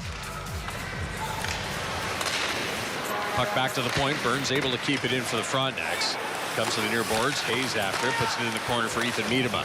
He's got Hay out in front. Makes a move, gets it to Hayes. Knocked off his stick, and the Spirit are able to bring it out. Zhilkin gets stood up at the Kingston blue line. Played offside against the Spirit. Frontenac's able to skate it out. Burns will wrist it in. Oak stops it behind that. Got to be quick to make a play as Hayes was coming through. Hay in the corner, puts it behind the net for Hayes. Skips away from him. Down from the point comes Bishop. Puts it to Hayes. A little slow getting that pass off, and it was knocked off his stick. Miedema couldn't keep it into the point. He'll loop around at center ice. 8 minutes gone in this third period. Bishop with the dump in. Oak again out behind his net. Puck down to the ice by Ethan Miedema, or is Ethan Miedema. I'm not sure what Josh Glavin's defense could possibly be. Well, I think Miedema was holding on to his stick. Okay. All right. And Miedema really sold it. Yo, he did the full Fosbury flop onto his backside.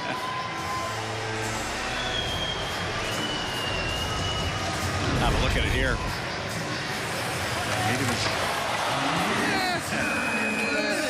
The stick was right up under Miedema's arm. Anyway. Draw will go to the right of Oak. Frontenacs need a goal. Perfect timing because this first line has gotten a rest. Yes, sir. Puck pops free. Back to the point it comes to Niemi. Throws it over for Willis. Will it pass to Gato. Trying to circle away. Comes back to Niemi. Wrist shot. Oh, just over the bar. Out front. Oh, Urona wasn't ready. Popped over stick, and the Spirit were able to send it down the ice. I shouldn't say Urona wasn't ready. It came out really hard, really fast, but not very far away. Urona dishes off. Willis, far hash marks. Plays it behind the net. Gato pushes it up the boards. Nobody there for Kingston. And Parekh will get to it and play it down the ice. Willis gave Misa a little tap in the back of the leg on the way to the bench. Hey, buddy.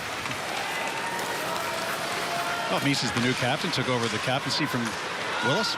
There you go. Uronen loses the handle as he gets by the defense.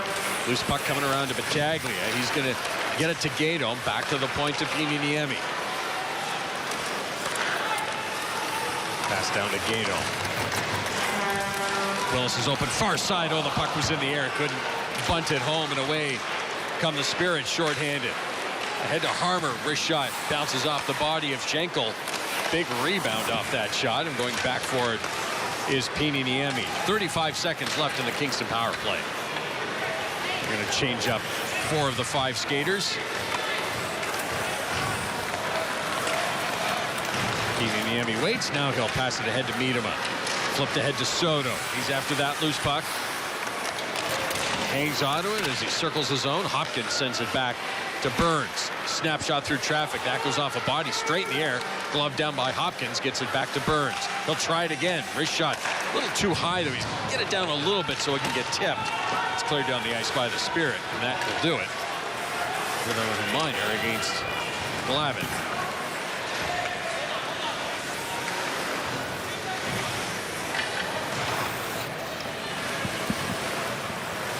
All right, we'll get going any minute. There we go. Burns dishes off for Williamson. Miedema gets a stick on it, so no icing. Hey, first man to the end boards, along with Graydon Jones. Big check there. Penalty coming up to Parekh as he cross-checked Landon right to the boards. That's an unforced error by Parekh.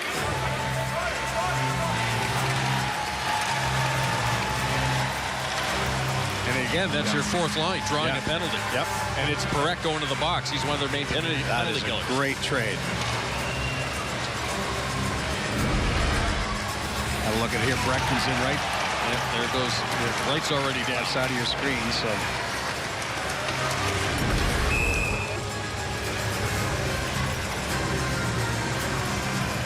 All right, so we'll get a face-off to Oak's right with 9:15 left to go.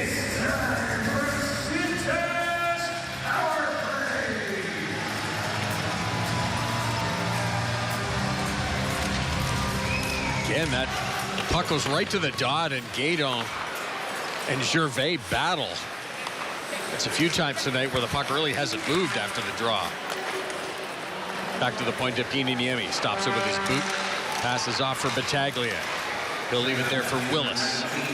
He's got the hot hand tonight. Nice saucer pass to Piiniemi.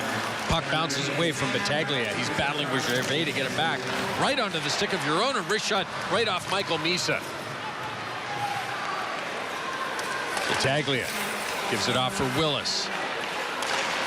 Saginaw doing a great job of clogging the front of the net. Euron couldn't get that shot off. Comes back to him from Piiniemi.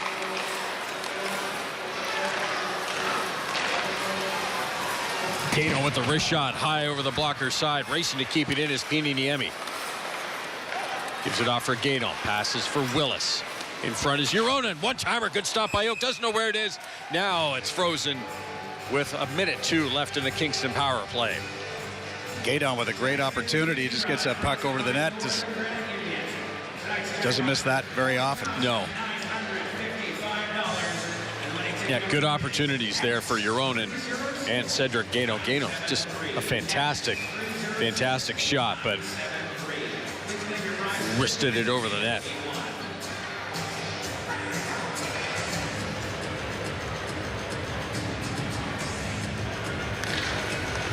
Frontenacs control off the draw. Miedema back to Burns. Gives it right back to the forward. Comes down from the point. Bit of a hook there from Kluche. Loses his stick. One-timer by Hopkins. That's a foul ball. Back to the point to Burns. Over for Miedema. Had to settle the puck. Comes to Hopkins. Settles it as well. That's blocked. Lies loose. Jamming at it is Soto. Oak comes out to get on top of it. With 39 seconds left in this Kingston power play. There's a drill that a lot of teams will use in practice called 3-on-3 down low, and it's you play basically the puck is not allowed to go above the top of the circles, and you just battle. And this is what this sequence is reminding me of, is that two teams just absolutely great block. Great block by James Go on that original shot that led to that dust up in the crease rather. Here comes Gaino coming to take the draw against Misa. Won by the Frontenacs. Thrown to some open ice. Euron will get to it first. Willis over for Piiniemi. Gaino comes off the board, sends it back to Piiniemi. He's got to really stretch to keep it in. He does. One-timer by Gaino. Oak read that nicely. Puck goes straight up in the air. Ends up behind the net. Willis, great work to get free. Piiniemi blasts it wide. Goes up into the mesh. With 12 seconds left in this Kingston power play. They've had lots of opportunities. Full possession almost the entire 2 minutes in the Saginaw end, but cannot get it past Andrew Rouault. They're going to change the D. Williamson and great work by Willis. Malik McGowan coming out, sorry. Just that last replay they saw Willis battling behind the net, one hand on the stick, just working a little bit harder than his opponent and able to push the puck over to his teammate. Off the face-off. Saginaw wins that one. And that should do it for this Kingston power play as Schenkel takes it behind the net for Williamson. And out of the box comes Zayne Parekh. Roman's got to avoid him. Snapshot. That goes off the stick of the defenseman Valeris and up into the mesh. 7:08 left to go in the third. Again, Saginaw hanging on to a 1-goal lead. Kingston out shooting Saginaw 48-23.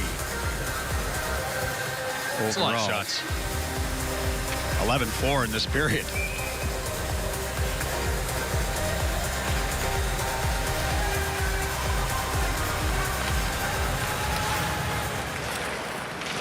Face-off controlled by the Spirit, and away they go. Sema can't get by his men. Williamson will go back for it for the Frontenacs. For McGowan. Short feed to Hopkins, and he'll skate it up. Carries across the blue line. Tries to split the D. Almost made it.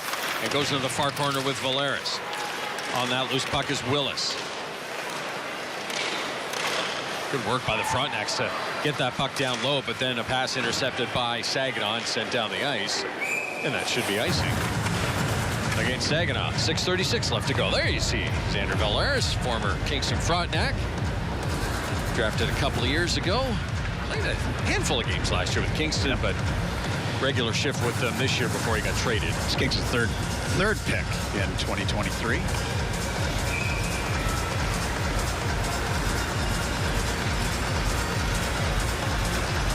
Yeah, it was Valeris and Ethan Weir and 73 draft picks went to Saginaw for Will Bishop and Ethan Hay and Joey freaking Willis.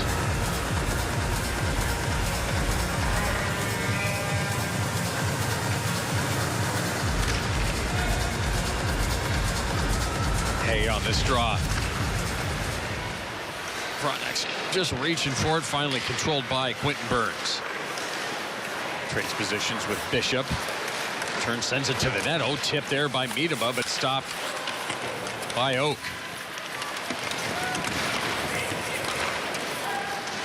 Bishop can't keep it in at the blue line. That will allow Saginaw to make some changes.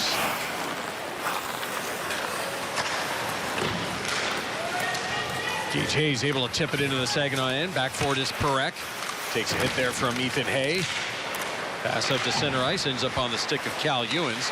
He gives it to Gage Hayes, flipped over for Ethan Hay, bounces away from him, comes back to him though, and he's able to get as far as the hash marks.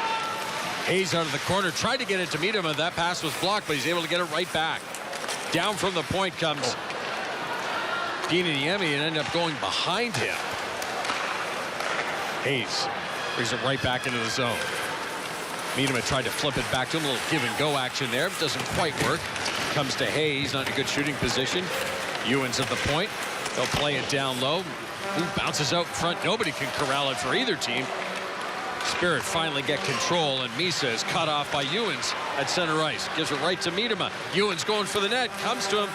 Drops for Miedema. They're not in a scoring position and ends up behind the cage where Glavin pushes it into the corner. Ewens still battling up front. Throws it right out onto the stick of Michael Misa, and away comes Kluche. He'll flip it in. Make that Sema. Scored a couple of goals already tonight for the Spirit. Gato plays it around the boards, waiting for it at the far point is Go. Gervais to Go. Wrist shot towards the net, that's blocked. Ends up on the stick of Battaglia. He gives it to Urona, knocked off his stick, and Battaglia a half step behind him. Can't keep the puck on side, and that will be offside against the Kingston Frontenacs. 4:35 left to go in the third period. We'll be back with more in Kingston on the OHL Tonight on your TV. After a night out with friends, you might find yourself at a ride check. Impaired driving is serious. It can mean losing your license, fines, a criminal record, even jail. Be a designated driver. Reduce impaired driving everywhere. Arrive alive. Drive sober.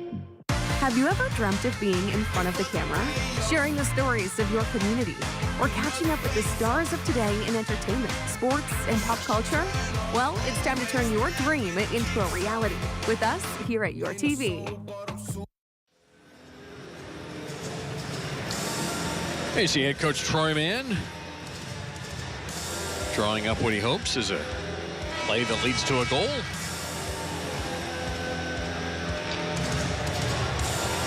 Again, this line has been so strong during this run the Frontenacs have been on. Again, wins in 8 of their last 10 games, and Battaglia, Gaydon, and Uronen have been a big part of that success. Yeah, they've got some great chemistry.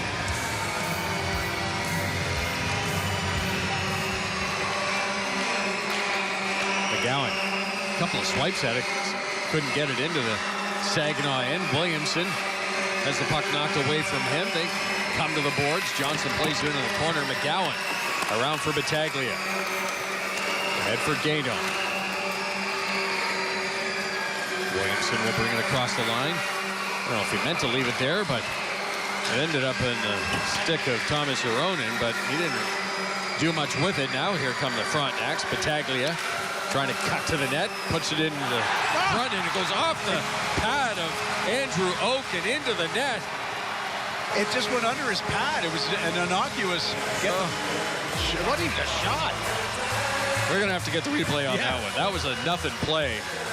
Andrew Oak maybe got caught just moving into position, and as you move, your equipment moves with you. You know, of all the saves he's made tonight, and then to give up a goal like that, that has got to sting, because he has been outstanding. Have a look at it here. Battaglia, great job getting to the net. Just directs it to the net and goes. I think it went off Parekh. And then under Oak's pad. Well, we'll have a look here. Yeah. Oh. You can just feel the spirit. Just, sorry. Holy cow. Well, the Frontenacs have been full value for this comeback. And even in this third period, even though Saginaw scored the first goal of the third and took the lead, Tim, I feel like of the 16 minutes we've played, about 13 of them have been to our right, which is the Saginaw end of things. Well, they're out shooting Saginaw 13-4 in this period now. Hopkins with a shot off the shoulder of Oak. Thrown out to center ice. Burns racing after it. Plays it ahead to Hopkins. He gets a stick on it to negate the icing. Oak plays it back around for Glavin. Michael Misa waiting for it at center ice. Jilkin in the corner. He takes it behind the net. Bumped there by Ewens. Misa and Bishop do battle. Pops free. Hopkins ahead for Willis. Played ahead for Matthew Soto. He's just trying to find it and skate into it. He'll grab it at the Saginaw blue line. Give it off for Miedema. Frontenacs in the middle of a change. Miedema goes down in a heap. For Joni. His pass intercepted by Cal Ewens. Plays it off the boards for Ethan Hay. He stood up. Miedema has it. Pass across a little too far ahead for Gage Hayes. Back to the point to Pini Niemi. Lots of traffic in front. That did not get through to Oak. Coming away with it is Sebastian Gervais. Windsor native gets as far as the blue line, but no further. Ewens hard up the boards for Miedema. Skips by him. I don't think Miedema touched it, so that's going to be icing with 2:38 left to go. Yeah, that pass had some heat on it. Another face-off will go to the right of Charlie Schenkel.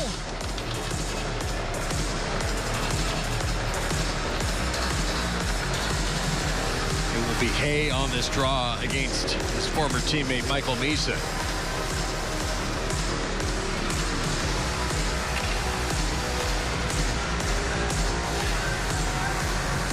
Hayes 8 for 13 in the face-off, 8 for 13 in the face-off circle tonight. I'll tell you that that goal was Battaglia's 27th of the year. The only assist going to Thomas Huronen.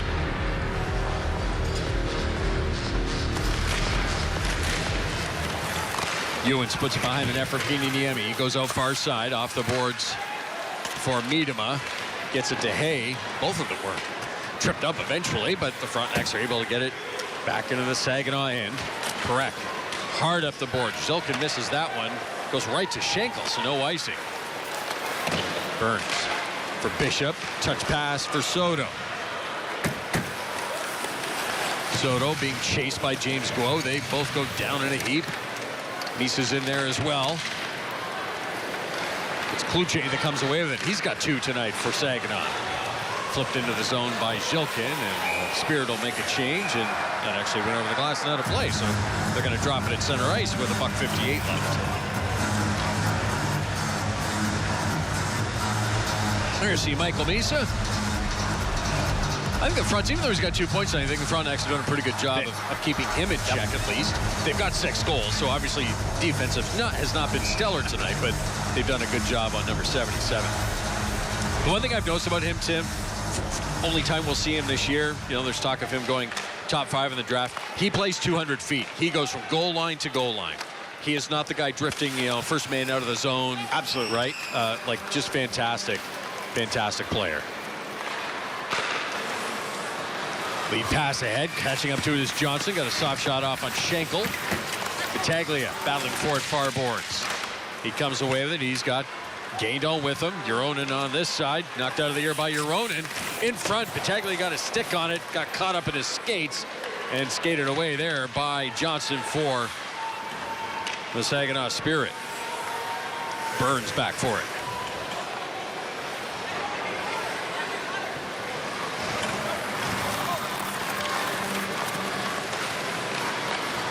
Bishop got it ahead to Soto. He's able to tip it in. Hopkins looking for someone to pass to. He's going to skate with a little bit more. Skates it across the blue line. Burns had to make a decision. He decided to be defensive and came back to his own zone. Under a minute left to go. We're tied at 6. Burns for Bishop. Soto's able to tip it in. Hopkins takes a bump. Lost the puck, though. Gervais there for Saginaw, trying to push it ahead to Misa. Instead goes to Cloutier. The Ottawa native is able to get it in the Kingston zone. Far side. Hopkins waiting for it for the Frontenacs. Pass goes off the skate of Willis. Grabbed there by Soto. He stood up at the blue line, but he's able to get it in deep. Frontenacs making a change. Final seconds of period number 3. Schenkel will set it down for Williamson. I think Van Williamson's just going to go overtime's looking better than me trying to get up the ice. And there we go. There goes the buzzer. Well, 3-on-3, my friend. That seems like a fitting end to this game. This will be good. I imagine, I'm not going to coach Troy Mann's team, but I imagine you might see Euronen, Battaglia, and Pieniemi to start this. But yeah, Michael Misa, Zayne Parekh, and maybe Jacob Cloutier will be the first 3 over the boards for Saginaw. 51-24 shots on goal. Wow. Better than 2-1. I can't remember the last time Frontenacs had 51 shots. I think that makes Andrew Oak an automatic star of this game. I would hope so. They don't ask us, though. No. They used to. You know, Tim, I think the world would be a better place if you and I had a little more influence on the day-to-day goings-on. So we got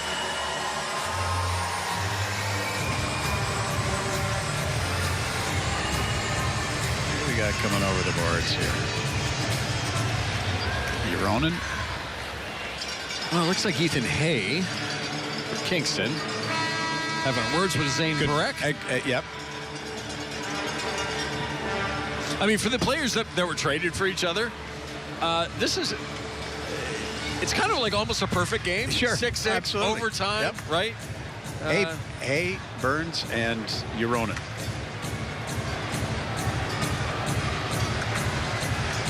This is all about winning the face-off and puck control. You bet. So it's Misa out there with Harmer and Parekh.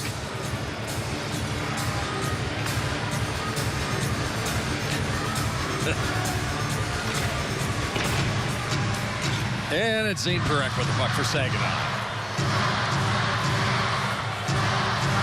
Nobody has left the building tonight.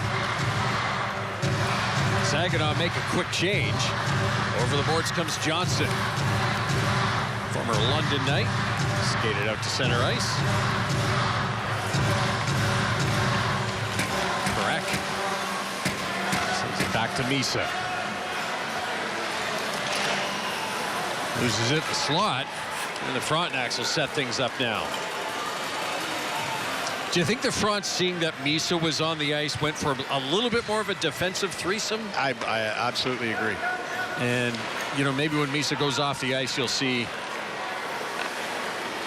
the A players for Kingston. Gaydon, one of those A players, takes a shot, goes off the side of the net, pushed back out to the neutral zone. McGowan's got to get back after it. Wasn't really the best zone entry for the Frontenacs. 3-on-3 on that one. A little awkward. Yeah, well, kind of a nothing shot. Wouldn't you rather just hang on to the puck and then try and set things up? Says the guy sitting up in the rafters. But anyway, Euronen. It's caught in a one-on-one battle, so McGowan swoops in, gets a loose puck, and takes it out to center ice. Gaydon turns away from Cloutier.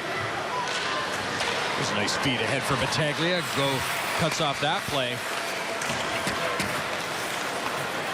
Going to reset again.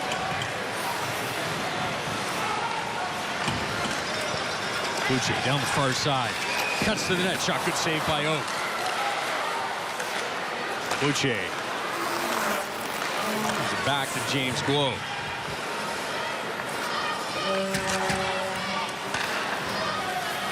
Gervais with it now. He's out there with Nick Sema and Zayne Parekh. Gervais. The shot wide on the glove side of Schenkel. On that loose puck is Battaglia. Gives it to Pieniemi. Gervais right on him. Back to Niemi behind the front net.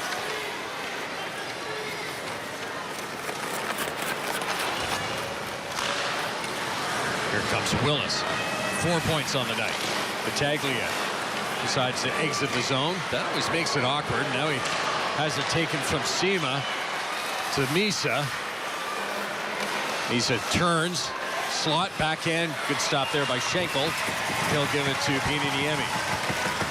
2:15 left to go in overtime.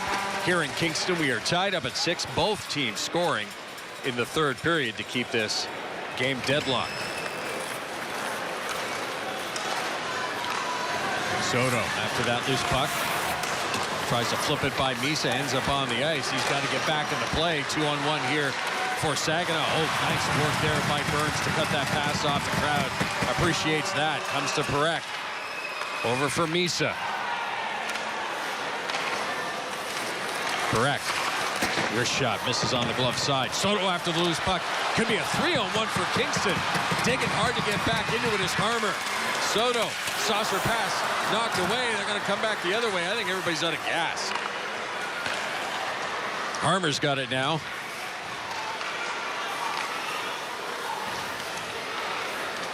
Parekh. Thought about taking a wrist shot, gives it to Harmer. Back to Parekh. He's got Burns right in front of him. Bouncing puck in the slot. Yoronen trying to push it free. Turns on the Jets, trying to get away from Kluche. Moves in. Oh, misses on the glove side. Great opportunity there for Thomas Yoronen. 1 minute left in overtime. Coming through with speed is Zhilkin. Carries across the blue line, cuts in front of the net, knocked down there by Gaydon. Just flipped out to center ice, all the way down the ice. This could be icing against the Frontenacs. It is, with 41 seconds left. Dum, dum, dum.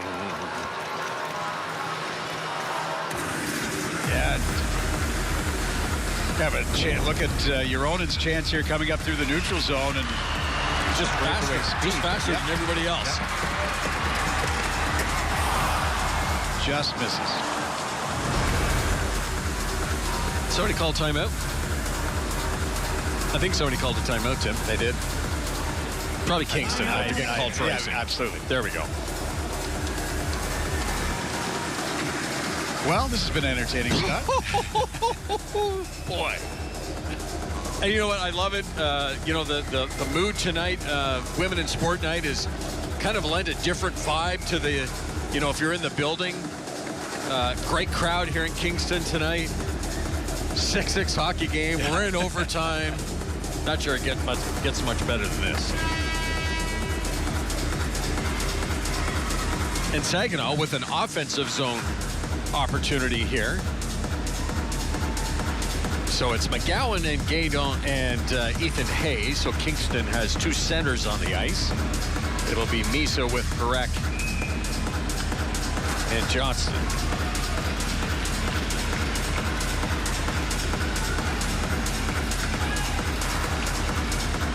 Captain Obvious, this is a big draw.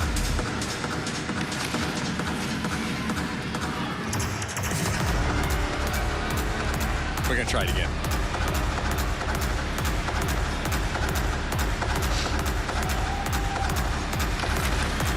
Clean win by Hay. Back to McGowan. Takes a little bit of the stress away for the Frontenacs. Hay gets off the ice, replaced by Joey Willis. Leaves it there for Willis. 20 seconds left in the period. Willis drops it for McGowan. Breaks through. Oh, misses as he falls down. Here come the Saginaw Spirit. Misa makes a move, able to get the puck back. Schenkel just holds his ground. Now he reaches out with the blocker hand and grabs it. Great opportunity for McGowan, but then he blows a tire, and it's 3-on-2, 3-on-1 going the other way. And the wrong guy coming back the other way if you're a Kingston Frontenac fan. Yeah, you don't want 77 with the puck. No. There's that last chance. Put it through his legs and just couldn't finish it off. As Gaydon and Johnston crash into Charlie Schenkel. Gaydon sort of pushes Schenkel out of the net almost. And I think Saginaw's going to take their timeout with 8 seconds left, 8.8 seconds left. Timeout, Kingston. Oh, sorry. It was Saginaw the first time. Kingston. All right. This is Kingston's timeout. Sure. Doesn't matter.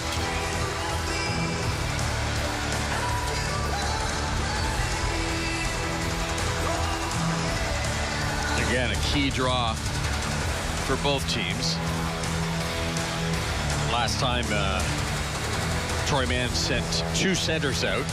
See if he does that again. Yeah, he'll send Gaydon and Ethan Hay out. 2 of the best face-off guys in the league. No kidding.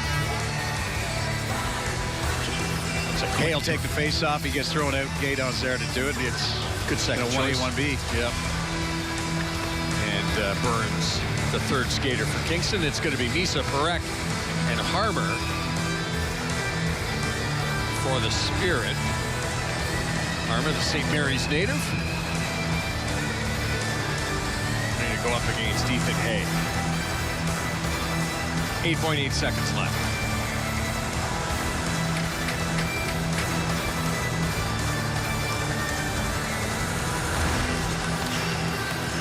Won by the Frontenacs. Burns after it. Takes it behind his net.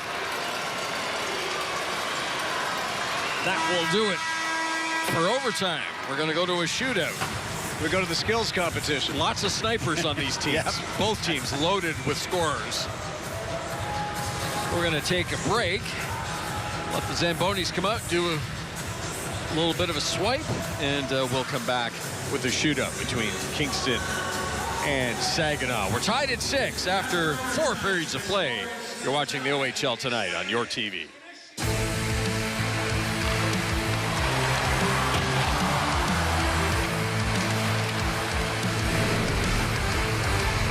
On the next episode of Legal Insights with Veritas Law, we'll be focusing on real estate with our guest, Aaron Finn, president of the Kingston and Area Real Estate Association. Join us Mondays at 8 p.m. on your TV. Have an event coming up? Need help spreading the word? Reach your community through your TV. Promote your nonprofit event for free on TV and online. Visit yourtv.tv for details. Your TV, truly local. Epilepsy Southeastern Ontario is a registered, charitable, nonprofit, non-governmental health organization that has dedicated itself to providing support, education, awareness, and advocacy services for those affected by epilepsy and seizure disorders since 1985. Visit epilepsyresource.org, call 613-542-6222 or email admin@epilepsyresource.org to learn how you can become a donor and start making an impact today. It's an East versus West showdown on Friday, February 7th at Slush Puppy Place as the Kingston Frontenacs face off against the Flint Firebirds. The playoff push is heating up. Visit KingstonFrontenacs.com for details. Looking back, it definitely was challenging not knowing anyone. I new to Canada, sort of learning how things worked, and also being pregnant and figuring how that all worked. But it was wonderful to connect into and accessing services where we had access to moms and playgroups and structured activities and just meeting moms with kids with similar ages. Thank you to United Way and its network of support for helping us integrate as quickly as we did. Hi, I'm Ann. Tune into Low Impact Fitness on your TV. All you need is yourself and a chair. We're going to stretch and strengthen our minds and bodies. That's Low Impact Fitness on your TV.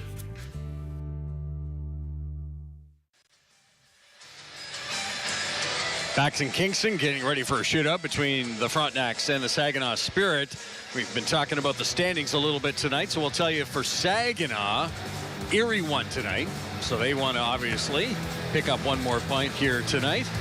For the Frontenacs, Brantford beat Guelph 4-1, and Oshawa beat Peterborough 6-3. So those are two teams that they're trying to keep pace with. So again, Kingston would love to get the extra point here. As you can hear from the PA announcer, Jacob Battaglia, first man up for the home squad.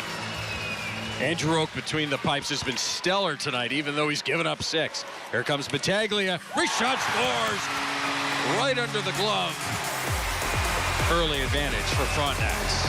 Zayne Parekh, first man up for Saginaw. Another look at the goal here, Tim. Right under the glove. Parekh will be shooting for Saginaw. You don't often see a defenseman lead off a shootout, but he's not your regular D-man. No, he's not. He's a pretty special player. Moving in on Charlie Schenkel. Shoots it right into the left pad. Tried to go 5-hole.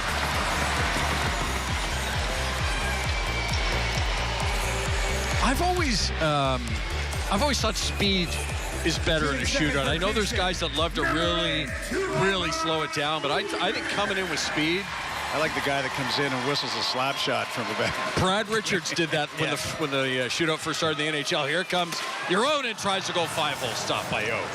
Yeah, Brad Richards, when the NHL first brought in the shootout, he was on the highlights anytime that there was a shootout because he'd get to the top of the slot and wind up and shoot it as hard as he could. Number 77, Michael Misa. Well, here we go. Michael Misa trying to tie it up for Saginaw. Battaglia already with a goal for the Frontenacs. Here he moves in on Schenkel. Shoots it right into the trapper. Well, Schenkel wasn't very busy tonight. 26 shots and gave up 6 goals. But he's been pretty solid in the shootout. Incredibly calm on that. I would agree. Shot by Misa. There you go.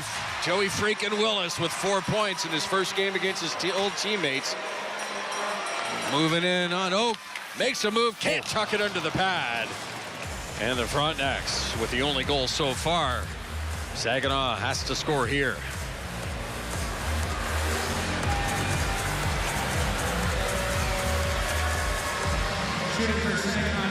Jimmy Shulkin. He's got a couple of points tonight. He'll move in on Schenkel. Goes up wide right. Tries to get Schenkel to go down. Makes the last move and puts it home. They're calling a good goal. Charlie Schenkel's wondering if he went backwards. I think he stopped. Yeah, that's a tough one, but it doesn't matter. Anyway. We're all tied up at 1. There we go. Go to the sudden death. It'll be up to Matthew Soto. Shooting for Kingston, number 92, Matthew Soto. Soto with speed across the blue line, moving in. Blocker side, scores. Soto with the big goal for the Frontenacs. We're in sudden death. Saginaw's got to score. It'll be Jacob Pluche with a couple of goals already tonight. We'll see how he does here against Charlie Schenkel. Great shot there by Matthew Soto.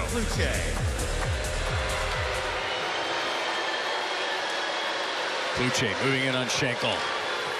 Makes a move. Poke check by Schenkel. And the Frontenacs hold on for an overtime shootout victory over the Saginaw Spirit. That's a big win when you consider that Kingston was down 4-1 at one point in this game.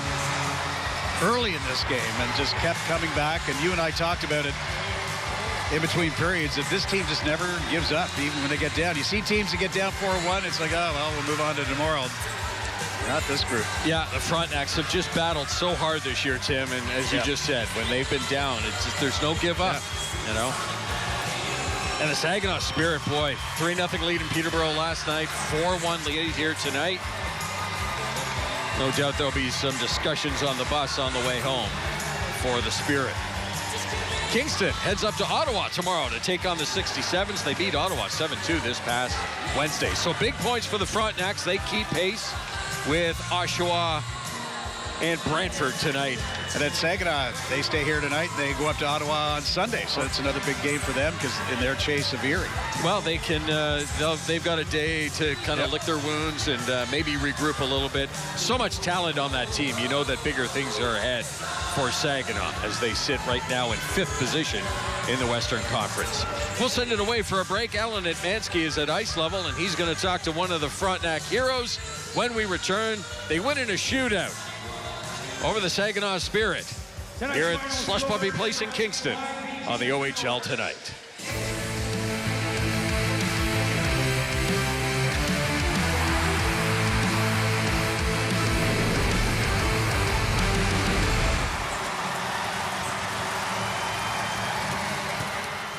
Hi, I'm talking to you from the Gananoque Arts Network here in downtown Gananoque. We are a community arts network, and we are all about the creatives and those that really appreciate them. We have programs for children, programs for seniors, and everyone in between. Many of our programs are free, and some of them are at cost. Follow us on ganarts.ca for more information. Come on in and join us.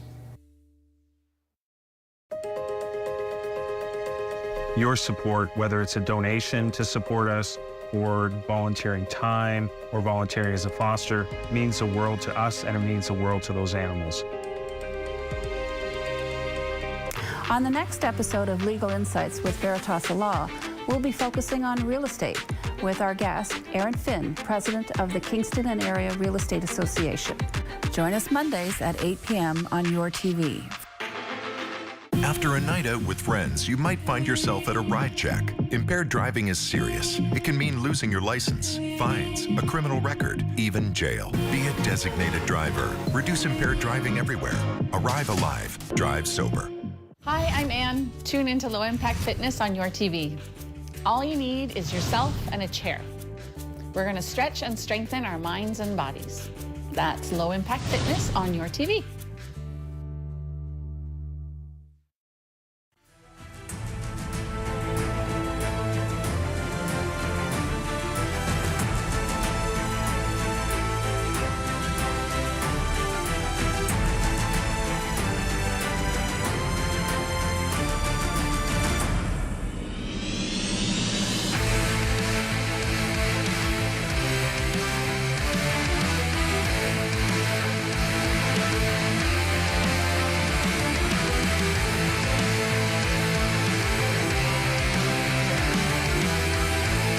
Final shots on goal, 52-26 for the Kingston Frontenacs, but at the end of the day, it took overtime and then a shootout before they escaped winners as they downed the Saginaw Spirit 7-6. And the man who factored into the equation in a big way, sliding in here for the post-game interview, Joey Willis. 2 goals, 2 assists against your former team. That's got to feel pretty good, doesn't it? Yeah, I mean, got to give it to my teammates. They helped me a lot out there, and I couldn't do it without them. I know we were set to chat with you in the second intermission. You were cut. You had to go get repairs done. You come back for the third period. You guys battled back on a couple of different occasions here in this one. You're fairly new to the Kingston Frontenacs, so you've got fresh eyes. What is it about the makeup of this team that allows them to be so resilient? I think we just have so much character in the locker room. I mean, you just look down that roster, like every guy gives it their all every night, and that's all you need. And when you play winning hockey, good things happen. Well, talking about winning hockey, you're a guy that comes in. You've won a Memorial Cup with Saginaw last year. You've won a gold medal here at the World Juniors. I got to think that a win like this, it can really bond a team and put you on a path to making a good run in the back half of a season. Yeah, I think this is a big step for us. Obviously, we came from behind here, and I mean, who knows what's next? I feel like the Fronts are buzzing. How important was it to make hay on this 4-game homestand for you guys? Pardon? How important was it for you guys to make good on this 4-game homestand before you hit the road next weekend? Yeah, it was huge. The East is obviously really tight, so to get these 2 points, we needed it so bad. I imagine this one was circled on your calendar for a while. Joey, congratulations on the win tonight. Thank you so much. Joey Willis of the Kingston Frontenacs, a pair of goals and a pair of assists in a 7-6 win over his former club, the Saginaw Spirit. For Kingston, they hit the road tomorrow. It's an afternoon tilt with the Ottawa 67s. Game time 3 o'clock in the nation's capital at TD Arena. For Scott and Tim upstairs and the rest of our crew here in Kingston, I'm Alan Atmansky saying good night on another edition of the OHL Tonight on your TV.